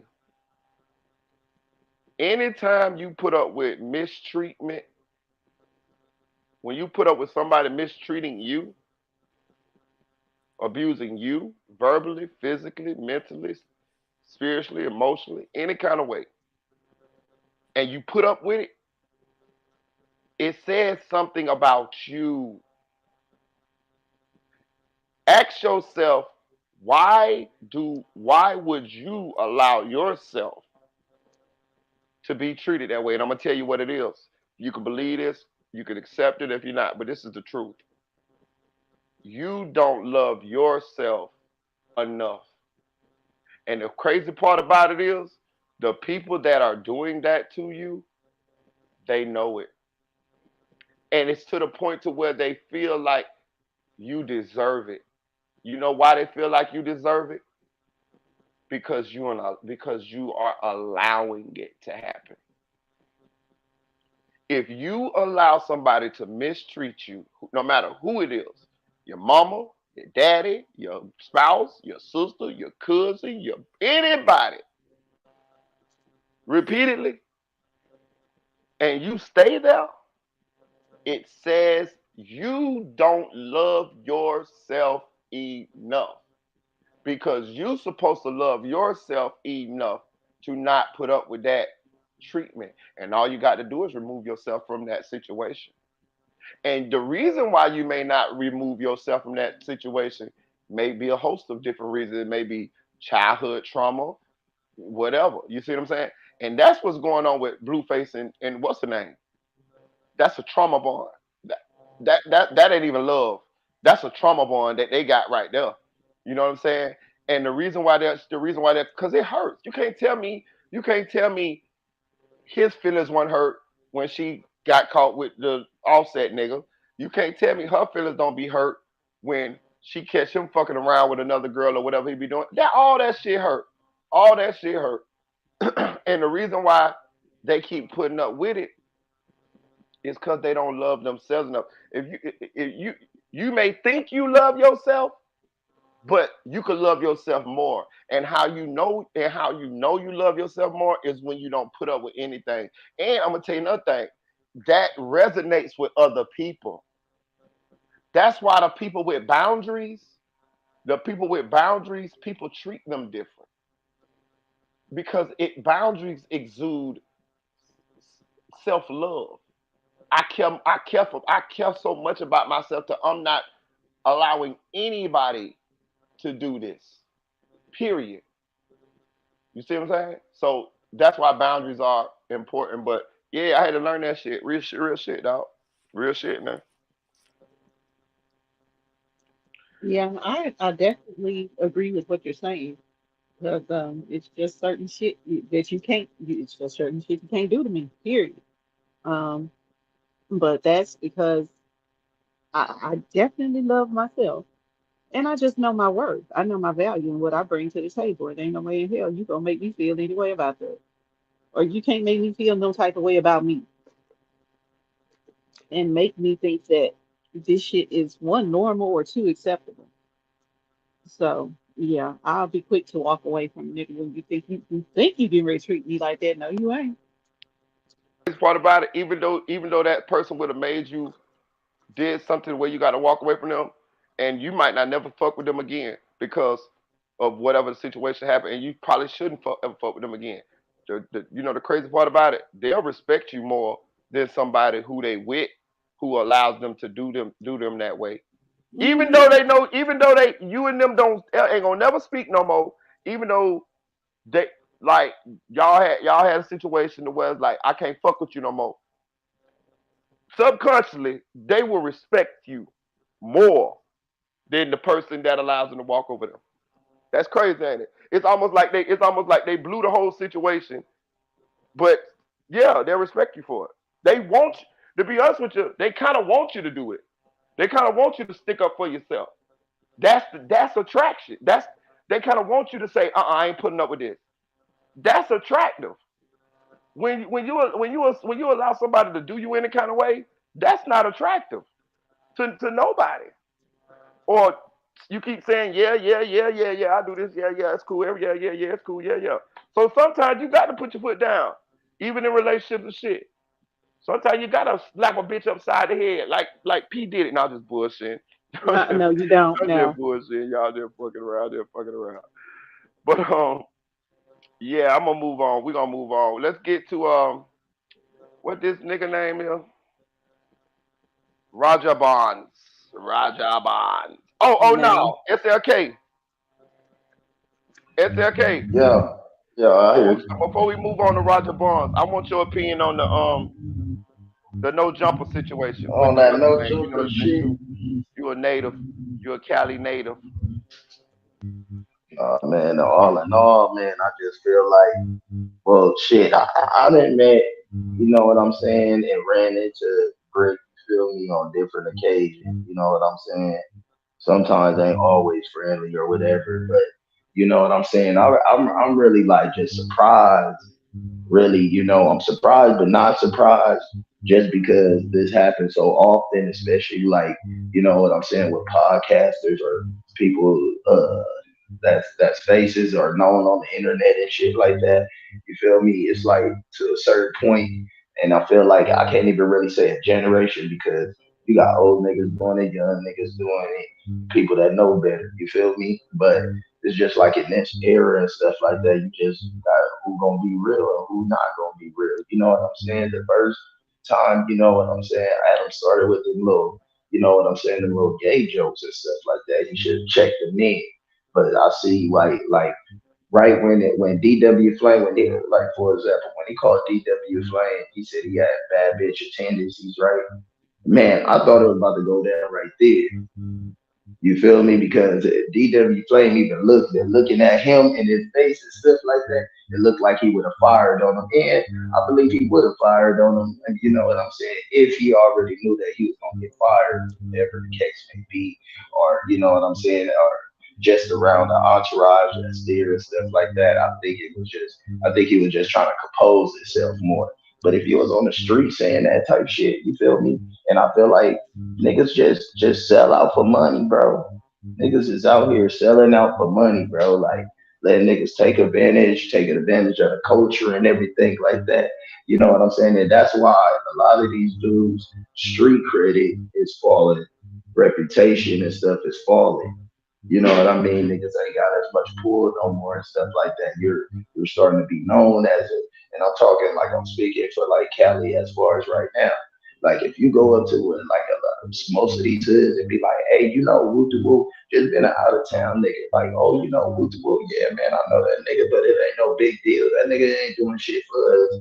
You know what I'm saying? Unless you part of his little group or whatever, you more than likely you get paid. You know what I'm saying? But I applaud that nigga DWP I mean DW Flame when we was talking about him making his own hustle. You know what I'm saying? That's just like anything, bro. Like at jobs, you just thinking on the average nigga level type shit. Like, okay, look, I can't survive off of no $200. First of all, you wouldn't even told me. But at the same time, look, Adam did tell him, I'm not hiring nobody and stuff. So that was up to the people that introduced Adam to what you call it, that was the middleman or whatever, that be like put him on payroll. Which I feel like they could have pressed that shit because if you take all them people off with no jumper and stuff, you have no jumper. You know what I'm saying? You have no podcast, bro, at all. So these niggas need to realize, bro, like without them, there is no damn show and stuff like that. And they got to let Adam stop letting Adam like play them like that because he playing y'all gangster, bro. And you know, I wouldn't even be honest if I said that they didn't notice it. You know what I mean? It's just the fact that y'all be letting too much stuff slide. And you know what I'm saying? That's not how everybody operate. You feel me? Especially up in the streets, LA streets and shit like that. You feel me? Because if another man that was regular and not Adam was to tell you the same shit, you'll be wanting to punch that man in his mouth. Well, do that same shit on that damn show, my nigga. That's how I see it. So from listening to what you're saying, you agree with my opinion of the situation. Did I have it picked kind of right? Did I did I see what I thought I saw with the whole dynamic that Adam got set up there? Man, you don't need no permission. Hey, look, Marie, we locked in, my nigga. You feel me? You speaking on Cali and everything like that. I should talk your shit, my nigga. Because a nigga gonna call a spade a spade. I don't give a damn where the fuck you from. You can be from New York, Illinois, nigga, Cali, my nigga. If I see bitch, I'm gonna call the bitch out of you, my nigga, straight the fuck up. You know what I'm saying? If the walk like a duck, quack like a duck, what the hell? You know what I'm saying? Ain't no pauses because of who you are, or where you from, and stuff like that. But as far as that old culture of the West Coast and how shit supposed to go and stuff, niggas got an understanding of what the fuck is supposed to go like nowadays and shit. But they do not practice at all. That shit is not being practiced at all, my nigga. All these motherfucking regulation, rules, principles, that shit is out the door. That's the main reason why niggas say shit is watered down, my nigga. Shit was going like it was in the early 80s. And I mean, late 80s and the early 90s, my nigga. even early 2000s, my nigga, some part of the early 2000s, my nigga, shit was still operating like that, my nigga. Do you think a lot of these niggas would be on these platforms? Niggas will be getting chased out of studios every day. You know what I'm saying? But now it's not really out here. Like, bro, you could tell it's not about. Even though niggas like put a flash on everything, like with the gang banging culture and everything like that. It's really not about the gang banging, my nigga. It's about how much money you can make, my nigga, with a title, my nigga. Whether that shit be neighborhood, 60s, or blood, or crip, or whatever. These niggas is using that type of shit to get bread, man, because the motherfucking streets ain't never made them no bread. They ain't never been that real authentic nigga that motherfucking made motherfucking money out of the streets. So they using the streets, my nigga, as some fame, like a goddamn patch on their goddamn sleeve or something. See what you're saying, especially like in the rap game or something like that. You could it kind of like it bring you a little bit more notoriety. At one point, shit. Well, even now, shit. Most of the rappers that get on, they off from a set. You know what I mean? Like they do have a game. They have a do. You know what I mean? Have Shit, it ain't even the rappers no more, because half of these game bangers that don't rap and shit like that, my nigga, is on these damn podcasts. You don't even know they rap. Some of these motherfuckers, you don't even know they rap until after they do a couple of interviews. But I'm telling you, it's certain motherfuckers that Adam is gonna do that to. He has his little side motherfucking, entourage that he know he could get away with shit like that. Whack, Bricc, Lush. You know what I'm saying? He could say little slick shit. That's why what you call Bricc Baby was like, oh, y'all get paid $200. I ain't never got paid no $200 because he's on the real payroll. My nigga, you're the one that what you call it, just like how you said. Just like how you said, I'm out here fellowshipping with your ops and stuff like that. I'm speaking on gay shit and asking your opinion, knowing damn well I know your sexuality and shit. That's because that man is on the real payroll, so he's gonna let shit slide and shit like that. Other motherfuckers, bro, yeah, like okay, put it for example, when he had the interview with the nigga from Foley's, why he ain't say none of that shit?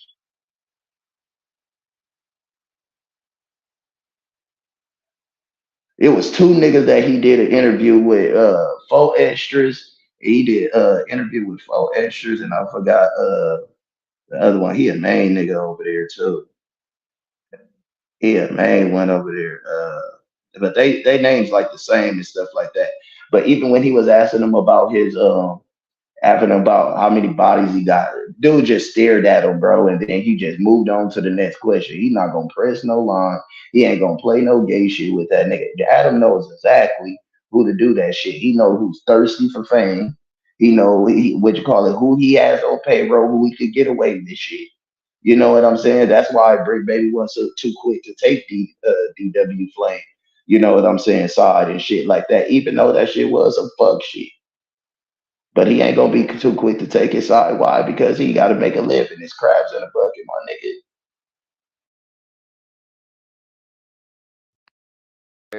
I'm just saying, I'm just disappointed, my nigga. Like you know, I'm just a little, I'm a lot disappointed, dog. You know what I mean? Goddamn, you know what I mean? 2024, I thought we had came a good little ways from that right there. I mean, we living in the age of entrepreneurship. You know what I mean? Like everybody's starting businesses. Everybody's becoming self-made to a certain extent. Like damn, y'all are still let this man do this. Like he's becoming a Adam is a fucking multi-millionaire off the backs of these brothers, man. Like it's just crazy. I don't know. But I want to play some real quick before we go to the next clip. So it's just gonna be a couple of sentences, right? But I'm gonna stop it when I'm done. But if y'all ever noticed, haven't saw Oshino, he used to be signed with Rockefeller. He's on Say Cheese now. He was on Say Cheese a little bit ago. People like his interview, so Sean brought him back up there. But he said some real ass shit that I want y'all to listen to. I want y'all to listen to it now, and it's something that I done told y'all a bunch of times. your article on Billboard. Did you read that? Was you shocked that it was even published? I didn't see it. Yeah, you got a whole article on Billboard.com. Well, I didn't even see it, bro. I'm gonna go see it when you get off. I didn't even see it, bro. Yeah, it's basically about the Kendrick situation, man. And a lot of people, you were trended on Twitter for like 2 days. Bro, I don't even got no Twitter. Listen, I had a Twitter. I gave it to my man. He came home. Yeah, man. Your man's got to be on his ones and twos, listen, man. Listen, my man came home from jail. He's like, "Oh, I don't got no followers." I was like, "Man, you can have my Twitter." I'm more in the real life than online. I know the difference between online and real life.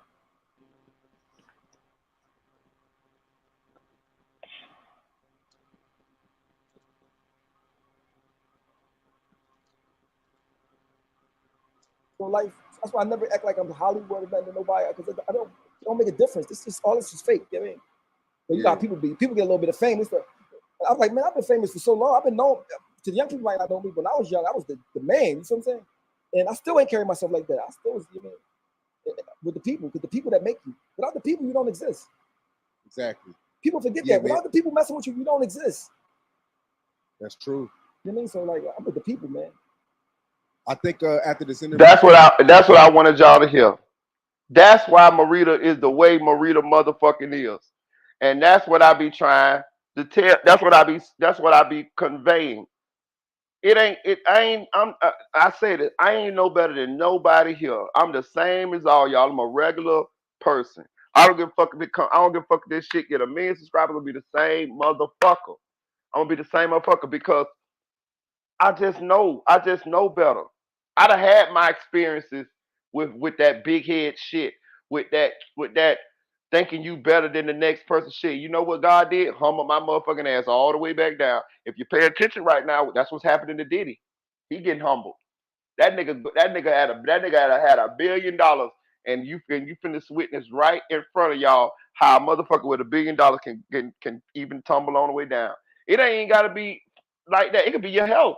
Something can happen with your health, and you can end up not being able to make money and tumbling down. Like, it's a lot of different ways where you can fall down, and people don't be seeing that when they be acting a certain way or seemingly becoming jaded or something like that. So that's why if y'all listen to me, I always make sure that y'all understand. Marita love y'all. Like, as far as like, I look at y'all the same as me. It's never gonna be, where Marita up here and he feel like no. That's a fool's errand right there. That's a fool's errand, because you heard what he said. It's the people that make you. Without the people, you got nothing. I understand this. That's why I value each and every one of y'all who subscribe to the channel, watch the videos, come on the panel, hit the like button, donate. It could be $1. That's why I say it could be $1. It could be 50 fucking cents. It could be a quarter. I don't give a fuck. It's that you donated. It matters. It's out the kindness of your heart. It's your money that you worked hard for, that you could have kept in your pocket to do whatever the fuck you wanted. You could have paid a bill. You could have gave it to your kids. Hell, you could have went and fucked it off. It don't matter. It's yours. So for somebody to give me or to feel they care enough to donate to me and my channel, just because they fuck with the channel, that shit means something to me. So that's all. I just ran across that little quote he was saying, and it stuck out to me, and I liked it that he said that, because it reaffirms, the same way I feel, and the things that I said here, and it feels good sometimes to hear other people, uh, validate some of the views that you have, or the things that you said. And so yeah, man, that's how I am, man. That's why I always tell y'all thank you, man. For real. I be meaning that shit. I don't know about them other niggas. I be motherfucking meaning it from the bottom of my motherfucking heart. But where we going next? Oh yeah, we're gonna go to Roger Barnes. We're gonna go to Roger Barnes, which is shout out this Aaron's Way. Shout out to, what is that? What did I say? Jarrell Morris. Diddy had an intent lawsuit dealing with him, and Aaron Hall messing with the underage girls. Yeah, they gonna get fried by that one right there. But I'm gonna play Black interview with Roger Barnes. I was gonna do the Dancer Project, but the Dancer Project is only like 4 fucking hours. So I'm gonna tell you what I'm gonna do. tomorrow I'm gonna do a Roger Barnes live, and I'm gonna play only 2 hours of it, and then it's gonna be part one, and then I'm gonna do a part two later on that day or something like that. Cause it's been 4 hours and 14 minutes long. You know what I mean? And it's Roger Barnes, who's Diddy's ex um manager, and he telling it all. He telling a lot. He telling how Kim Porter snitched him out. he say he had a side chick. You know what I'm saying, when he was fucking around with Diddy, and say Kim Porter say him, Diddy, Kim Porter went on like a cruise, like, you know, not like a cruise, like a yacht cruise somewhere. Say Kim Porter was telling his old lady that he was fucking with the other girl or whatever, but she said she didn't tell her rat. He say his old lady didn't tell him then. She didn't tell him till after Kim died. Like, yeah, how you knew that? How you think I found out that you was fucking with this bitch? Fucking with that? Kim told me. Like, he's telling everything, yeah, and all type of shit. Telling about how when they go on these, when they go to these, when they get on these yachts and when they take these flights, it's always they only assign crews that's gonna have sex. Like if it's a female, you know, crew member on the yacht, something like that, they already know if you on this yacht, you got to be willing to fuck. You know what I'm saying? Like, and that's on the plane rides and that's on the yachts. You know what I'm saying? If you ain't down to bust it open, you ain't finna be on this uh this week 2 week long yacht boat ride through the Mediterranean with P Diddy and the crew, cause we need ones that down to bust it down. Yeah, so it's a lot going on in there. So we're gonna check it out. But this the one. But in this, the Roger Barnes say how Diddy finesse Cassie. Well, before you do that, I'm gonna go ahead and bow out gracefully. I gotta wake up early. Say it again, T. I said before you do that, I'm gonna go ahead and bow out gracefully. I gotta wake up early, so I'm gone. I appreciate it, yeah, cause this is gonna be the last one I'm gonna do anyway. I'm gonna end it after this one anyway. All right, y'all have a good night. All right, you too. Sweet dreams. Thank you for pulling up. No Appreciate you. problem. Cassie claims that Diddy paid a promoter to create a fake flyer for a party that Cassie was supposed to be hosting. And that basically allowed him to make an excuse for Cassie to fly out to Miami without Ryan Leslie. Okay. During that trip, Cassie claims that Diddy gave her tons of drugs, kept her high throughout the whole weekend, and that was the first time that they actually had sex. Okay. Do you remember that weekend? Were you around? Yes, I was around. Okay. Do you know about the fake flyer? I don't know about the fake flyer, but I do remember when she came back and they went out to the club a couple of times. And it was a couple of times when they would stay in the studio to 4 or 5 in the morning. I wouldn't be allowed to go to bed until they left the studio. And, you know, being nosy, we all would just stay around and kind of watch and say, yo, how long do you think it's going to be? You know, how long do you think it's going to take before he breaks the safe? That's that type of conversation. And then we all realized when she didn't stay in her room one night that we said, okay, this is it. Right. And the two of them started to become serious. Right. He bought her a car. He got her an apartment in Manhattan that was walking distance to his apartment. And she said that when he first showed her the apartment, her parents were there. Right.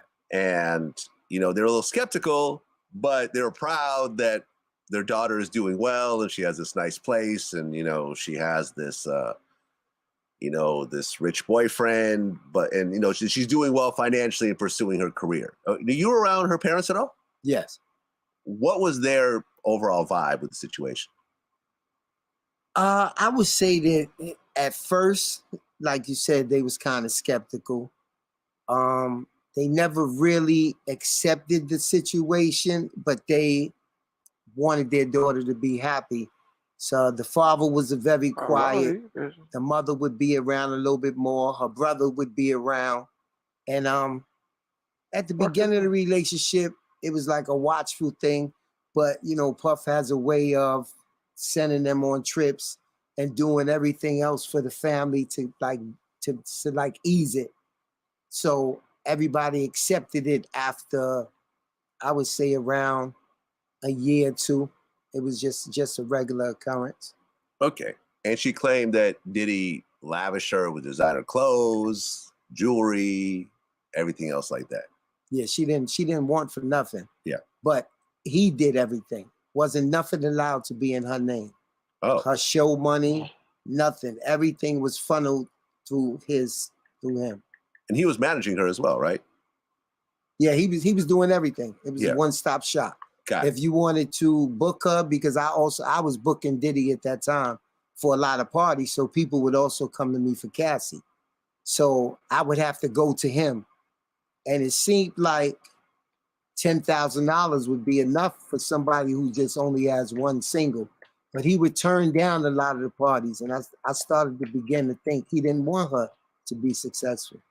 Because he would be like, no, that's enough. Go get 25. I'm like, go get 25. I can't get 25 for her.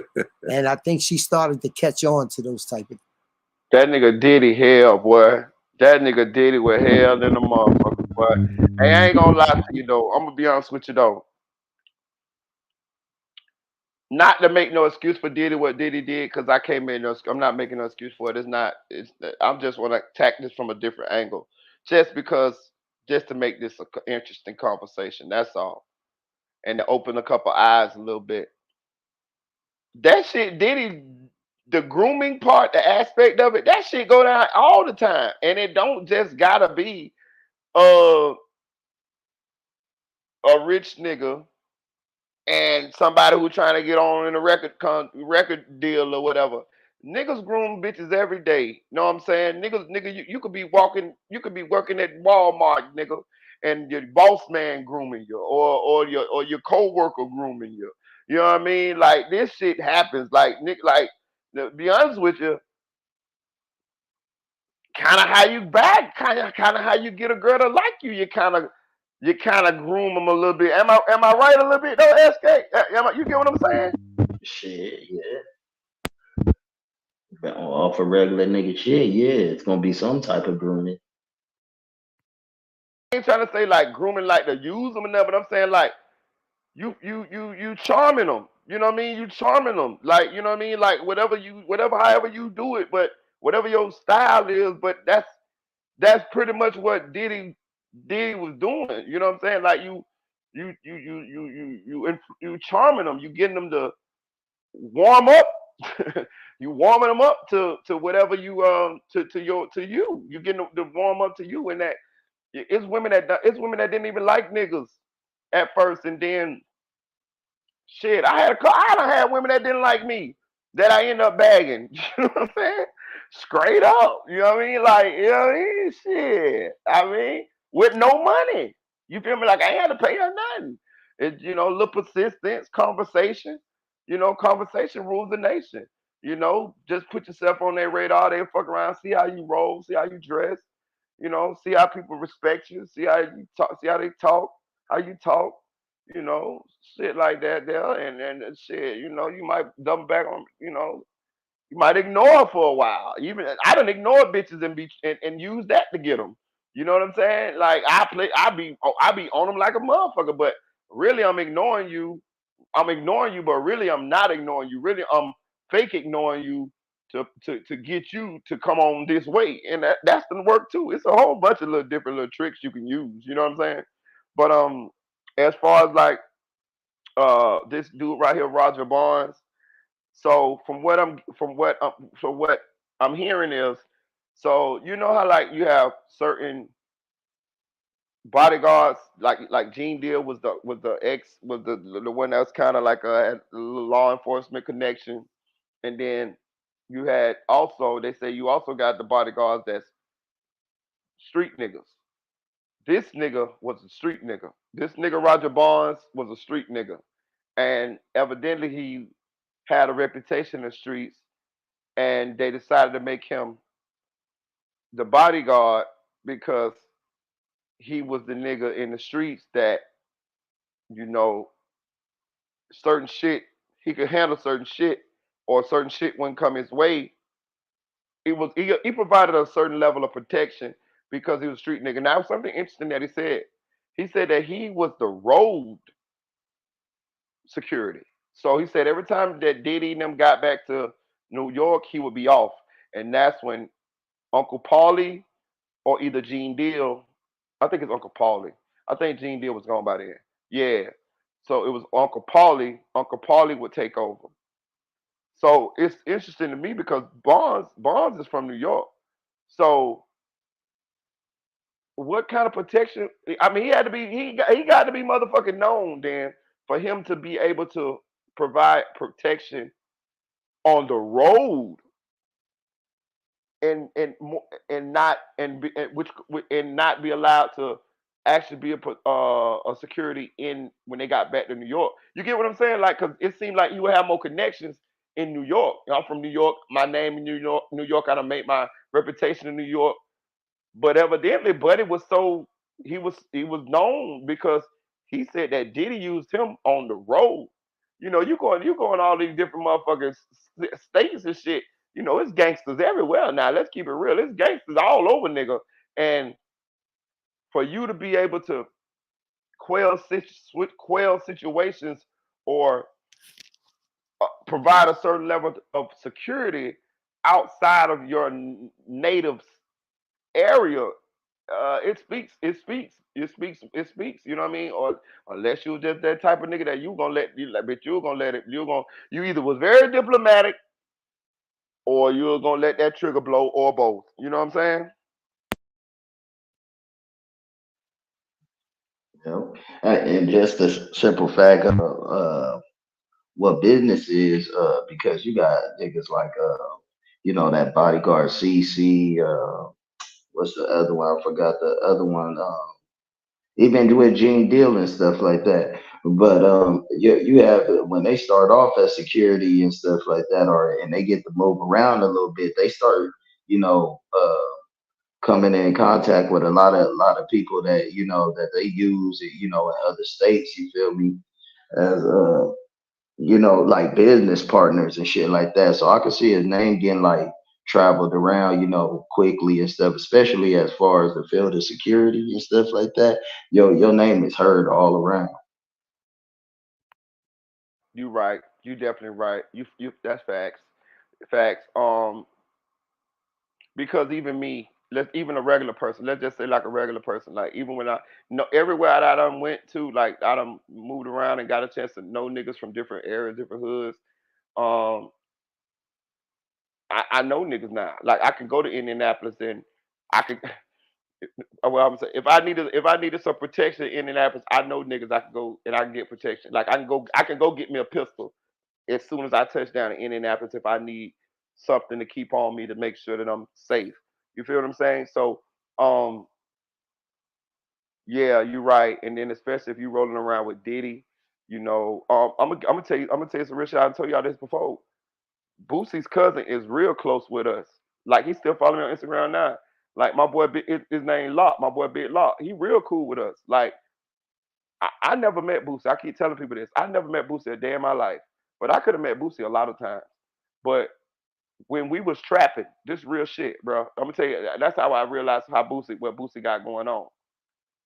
When we was trapping, anytime Boosie would be in the city, and it's in Orlando, ahead of him getting to the city, Lock would come to the city. Lock will be in Orlando probably a couple days, if not a week before Boosie get there. Right? You know what Lock was at? Right there in the motherfucking trap with us. This is the God in heaven truth. Nigga, we serving, nigga. Nigga, we down hard serving, nigga, on my soul, nigga. Nigga, what you want, an ounce? What you want, an 8 ball? What you want, a half? What you want, pills? What you want, soft? What you want, we got it. Perks, what you want? We got it all right here. What you want? Lock sitting right in that motherfucker with us all day long while we making serves all around him, nigga. I'm talking about the police could bust anything. He sitting right in that bitch with us, nigga. I'm talking about to the point we had got an Airbnb. 10% who is signed to CMG. 10% was there. I got the video of that. Locke cooked the food. Me and Locke used to talk shit. I used to talk shit to Locke because he from Louisiana. He swear he the best cook in the world. He got some shit called Locke burgers. He like, yeah, boy, you don't know nothing about this breed Locke burger. I'm like, man, that shit, nigga, I be talking shit. You know what I'm saying? And then me and Locke smoke cigarettes. None of my homeboys smoke cigarettes. So me and Locke, we used to always kind of fellowship over over some cigarettes because we have to step outside and smoke a cigarette. I be like, you got a poke? He be like, yeah, I got a poke. So me and Locke go outside and smoke pokes and shit right now. But I said all that to say this: Locke is security. That's Locke job. Locke job is to link in with the street niggas from wherever Boosie going. So even though I never met Boosie, I mean my partners did. You know, they went a bunch of times. I was the type that I like to stay in the trap. So when y'all go, I get all the money. I don't, you know what I mean? I'll go ahead and go. You know what I'm saying? I get to make all the money. So I let y'all. My boy right here. You see this? You see this? You see this? You see this picture on the goddamn screen? My boy right here with the motherfucking glasses. That's my brother-in-law. Him. They know Boosie all. They know Boosie like a motherfucker. But I peeped the play. What you know what I'm saying? What Boosie was doing. And it's similar to what was probably going on with Bonds and all of them. You know, when you go certain places, eventually you lock in with street niggas. Like I'm telling you, like it's a lot of rap niggas that lock in with us. Like OMB Peasy. OMB Peasy be in the hood with us too. This before OMB Peasy even popped off like he is now. Nigga, OMB Peasy right down in Paramore, right there with us. To my homeboy D-Boy now. You see what I'm saying? And I'm sure it's the same thing with how you talk about how Bonds them probably link in with niggas and probably can get shit done, right? Shit, most definitely. Hey, OMB Peasy, bro, he a real one. But my people from Mobile, he really be touching down on niggas. But you just took the words out my mouth though, like real shit though. What you call it, the bodyguards is the niggas. Just the simple fact that he sent them ahead a day or two. You know, that was the nigga that tap in with the real niggas. Hey, look, hey, Boosie gonna be down there. You ain't gotta tell everybody. You feel me? And then after a while, once they see you down there, they already know the other person gonna be down there. You feel me? But long as it just goes like this, just like with gang banging type shit. You feel me? I don't need you to be cool with the whole gang, bro. Just know me. You know what I'm saying? If we can communicate, you feel me, with each other and stuff like that, then it can trickle down to the rest of the gang and shit like that. You feel me? He was a spokesman. You feel me, for Boosie. You know what I mean? Now Boosie ain't really got a danger in that, like takes away with the danger with them and shit like that. They ain't got to put themselves in harm's way. Send the security down there. He gonna check in, tap in with everybody and stuff like that. Boom. Even when a concert comes, just like you said, your homeboys win. Now you got a whole damn entourage with you. That's from Florida. You see what I'm saying? So it works with their benefit. It's just chess moves. Yeah, exactly. Yeah, exactly. And that's exactly how I work. Like it's just like a motherfucker to be honest with you. Because I'm gonna tell you case in point. I never met Boosie, right? But just to show is Locke would have called us and told us that they was in some type of distress, we would have went. Even though I never met Boosie, I just know Locke. You feel what I'm saying? Me and him me and him created a bond. You feel what I'm saying? So I'm coming. I'm coming. We coming. And I'm gonna tell you the step further than that. Boosie, it's more than just Locke that do that, but Locke is the one that I know. I'm sure it's the other people in other states. I mean, the other parts of his entourage that know other people in other places or whatever. I just know Locke. That's the one I knew. You know what I mean? And um, if Boosie, if Locke called Boosie and tell Boosie, hey man, if Boosie, let's say Boosie want to pull up, and Locke say, hey man, yeah, you can pull up. Boosie the type of nigga. Boosie pull up. I never met him, but my daughter, all my bro. Listen, put it this way, Boosie done been all through my hood regular. Like I'm talking about, like Boosie the type of nigga. Boosie pull up like he don't be having no no security, no shit like that. It be Boosie by two, three niggas, and he don't be knowing but like one nigga, 2, 3 niggas there, and Boosie be hanging out that bitch like he in Baton Rouge, nigga.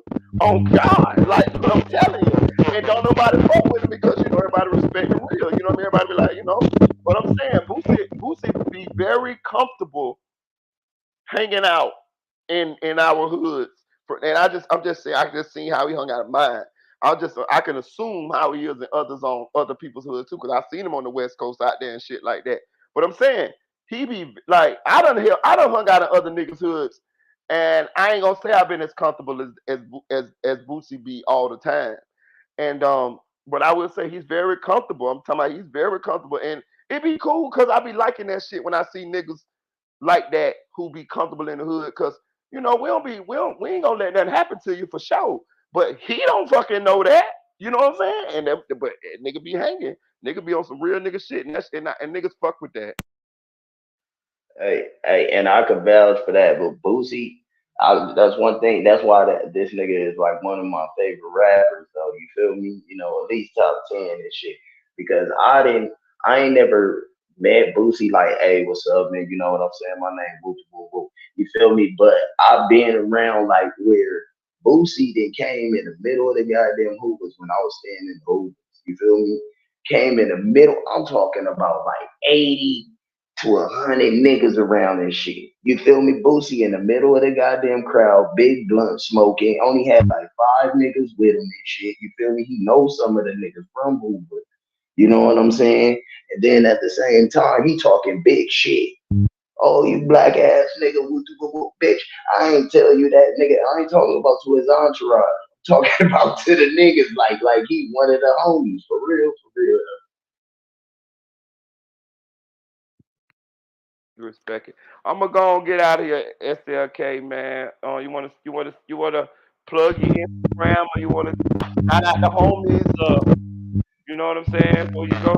Tap into that something like Clout TV. You feel me? I got a little channel with it that I'm gonna, I wanted to tap in with you anyway and stuff. 'Cause I got some big plans and shit that's about to pop off and shit. Other than that, man, you stay peaceful, bro.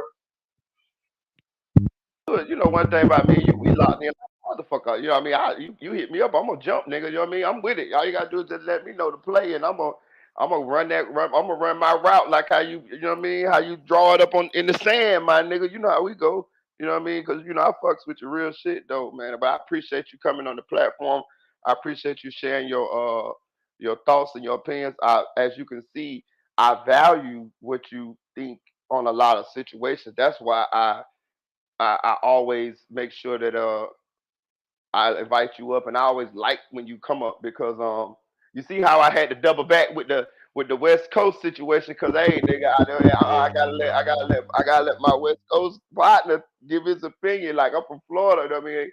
I know I know I saw what I thought I saw, but still it's out of respect. You know what I mean? And I know you more of a you more educated on that situation than I am, and but even more so on a lot of topics. I just it's a few people that I value. I really value their opinions, and those are you are one of them. So I appreciate you, man. Shit, show, man. Till next time, King. And salute, salute, salute. Appreciate you, gang. Shout out to my boy SLK, something like Clout TV. Yo, if y'all ain't know, he from Inglewood. Um, Shout out to Q Badass. Shout out It's Aaron's Way. Shout out to Jarrell Morris. Shout out to Angie Baby. Where you been at, Angie Baby? Angie Baby, pop in and come on and go on out, huh? Shout out to anonymous ones. Hey, listen, y'all, please hit that like button. Please hit that like button. I think we did pretty good tonight. I think we had a pretty decent live. You know what I'm saying? I would have went a little bit more deep into the Diddy situation, but we already 3.5 hours in. And this in the Roger Barnes interview, we're gonna do that tomorrow. I figured out a better way to do it. You know what I mean? They ain't gonna drag this live out. It's 2:30 where I'm at. It might be 1:30 where you at, or it might be like 12:30 where you at. Depends on if you're on the West Coast. I don't know. But over here, Eastern Standard Time is 2:38 a.m. Almost 3 a.m. in the morning. So I figured it was a pretty good enough time to end the live. We jumped through a lot of different topics, in this live. I ain't gonna tell you no lie. There wasn't a lot going on in these YouTube screens, but your boy scraped the bottom of the bowl, got a little residue out of there, and scratched that thing out and made a 10-gram cookie for y'all. You know what I'm talking about? From the streets, y'all know what I'm talking about. And I think we made it pretty. We found a pretty enough content, interesting content to talk about. Listen, it's a couple things that I do want to talk about. I seen it's a police on trial for killing a 16-year-old girl. So I'm digging a little research in that, and I might talk about that. And I know y'all ain't seen the Gilgo murders, the white dude that they caught like a year or so ago for murdering like 6 women. I think they just found another body that just put on him. So I'm doing a little research in that to see if it's interesting enough for me to bring it to you. But I definitely think I'm gonna bring this police officer that's on trial for killing this 16-year-old girl. I think I just kind of got up on it. So I'm gonna do a little bit more digging into the background of this and learning about the whole story, and then we're gonna talk about it. We're gonna talk about it. Hold on, I think it's another. I got another one. I got another one about this little girl in Jacksonville who set this jit up to get killed, and she got 2 murders now. She got 2 murder charges. We're gonna do that one tomorrow too. Yeah. So we're gonna have at least I'm gonna bring you at least 2 lives tomorrow. So be laying around for like early tomorrow afternoon, like 12, 1 o'clock, something like that. And then, we're gonna do our normal one in the evening. As you can see, we knocking out at least 2 lives a day most days. And I like that, and I think you guys like that because you can turn on the channel 2 times a day and you can get you some new content. You see what I'm saying? Like you can get two. You're gonna get you at least 6 hours worth of content from this channel a day. And as I've been looking at the analytics show that you guys been watching this channel consistently all day long. I'm sure not all of y'all are watching all day long, but people are coming. The engagement on this channel be all day long. You know what I'm saying? Like 24/7 somebody is watching this channel, and it's because I'm giving more content, and I'm giving you content in the morning or in the afternoon, early afternoon, and content in the late evening, middle of the night, like we're doing now. So it's always some new content.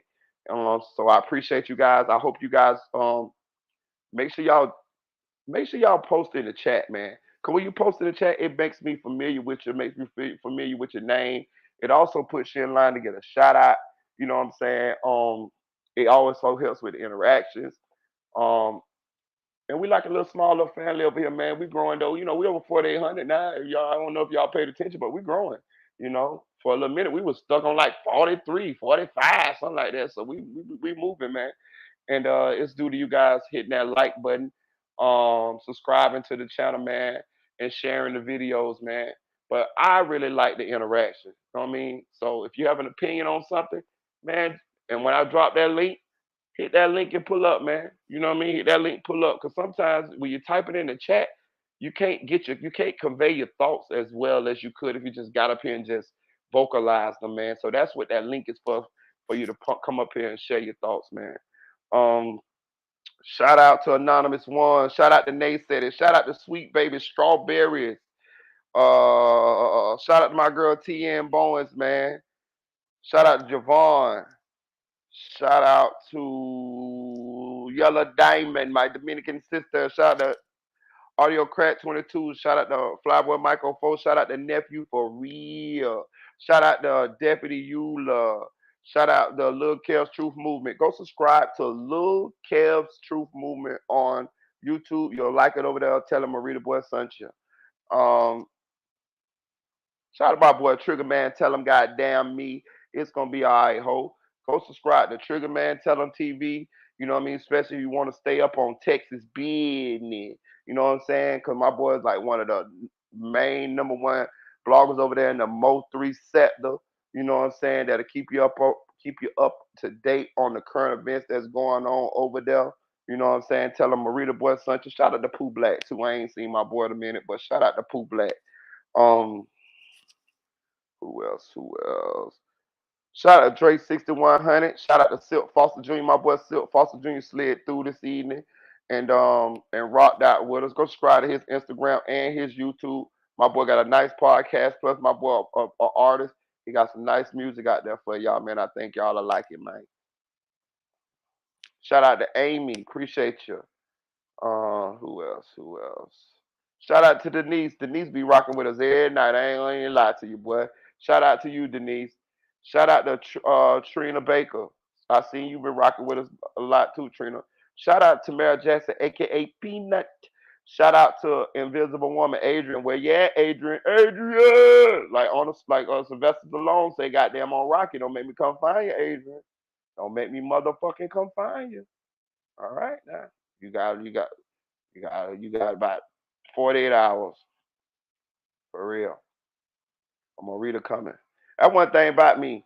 If I got your Instagram and you one of my subscribers, you one of my peoples, and I ain't seen you in a while, I'll jump in your motherfucking inbox, your DM. I'm coming to get you. You can't get away that quick, that easy. Shout out to Kenny. Shout out to Haley. Yeah, you can't get away. Shout out to Eddie. Y'all can't get away from me that easy. I go get my people. I go get my goddamn sheet. Yeah. Get your rest, bro. Yeah, I'm finna go, bro. All right. I appreciate y'all, man. Shout out to y'all, man. I appreciate all y'all, man. Look, donate to the channel, man. It could be $1, $2, $3. It don't matter, man. It don't even matter, man. $1, $2, $3. You know what I mean? Appreciate y'all, man. I'll see y'all in the morning, man. Like, share, comment, chill.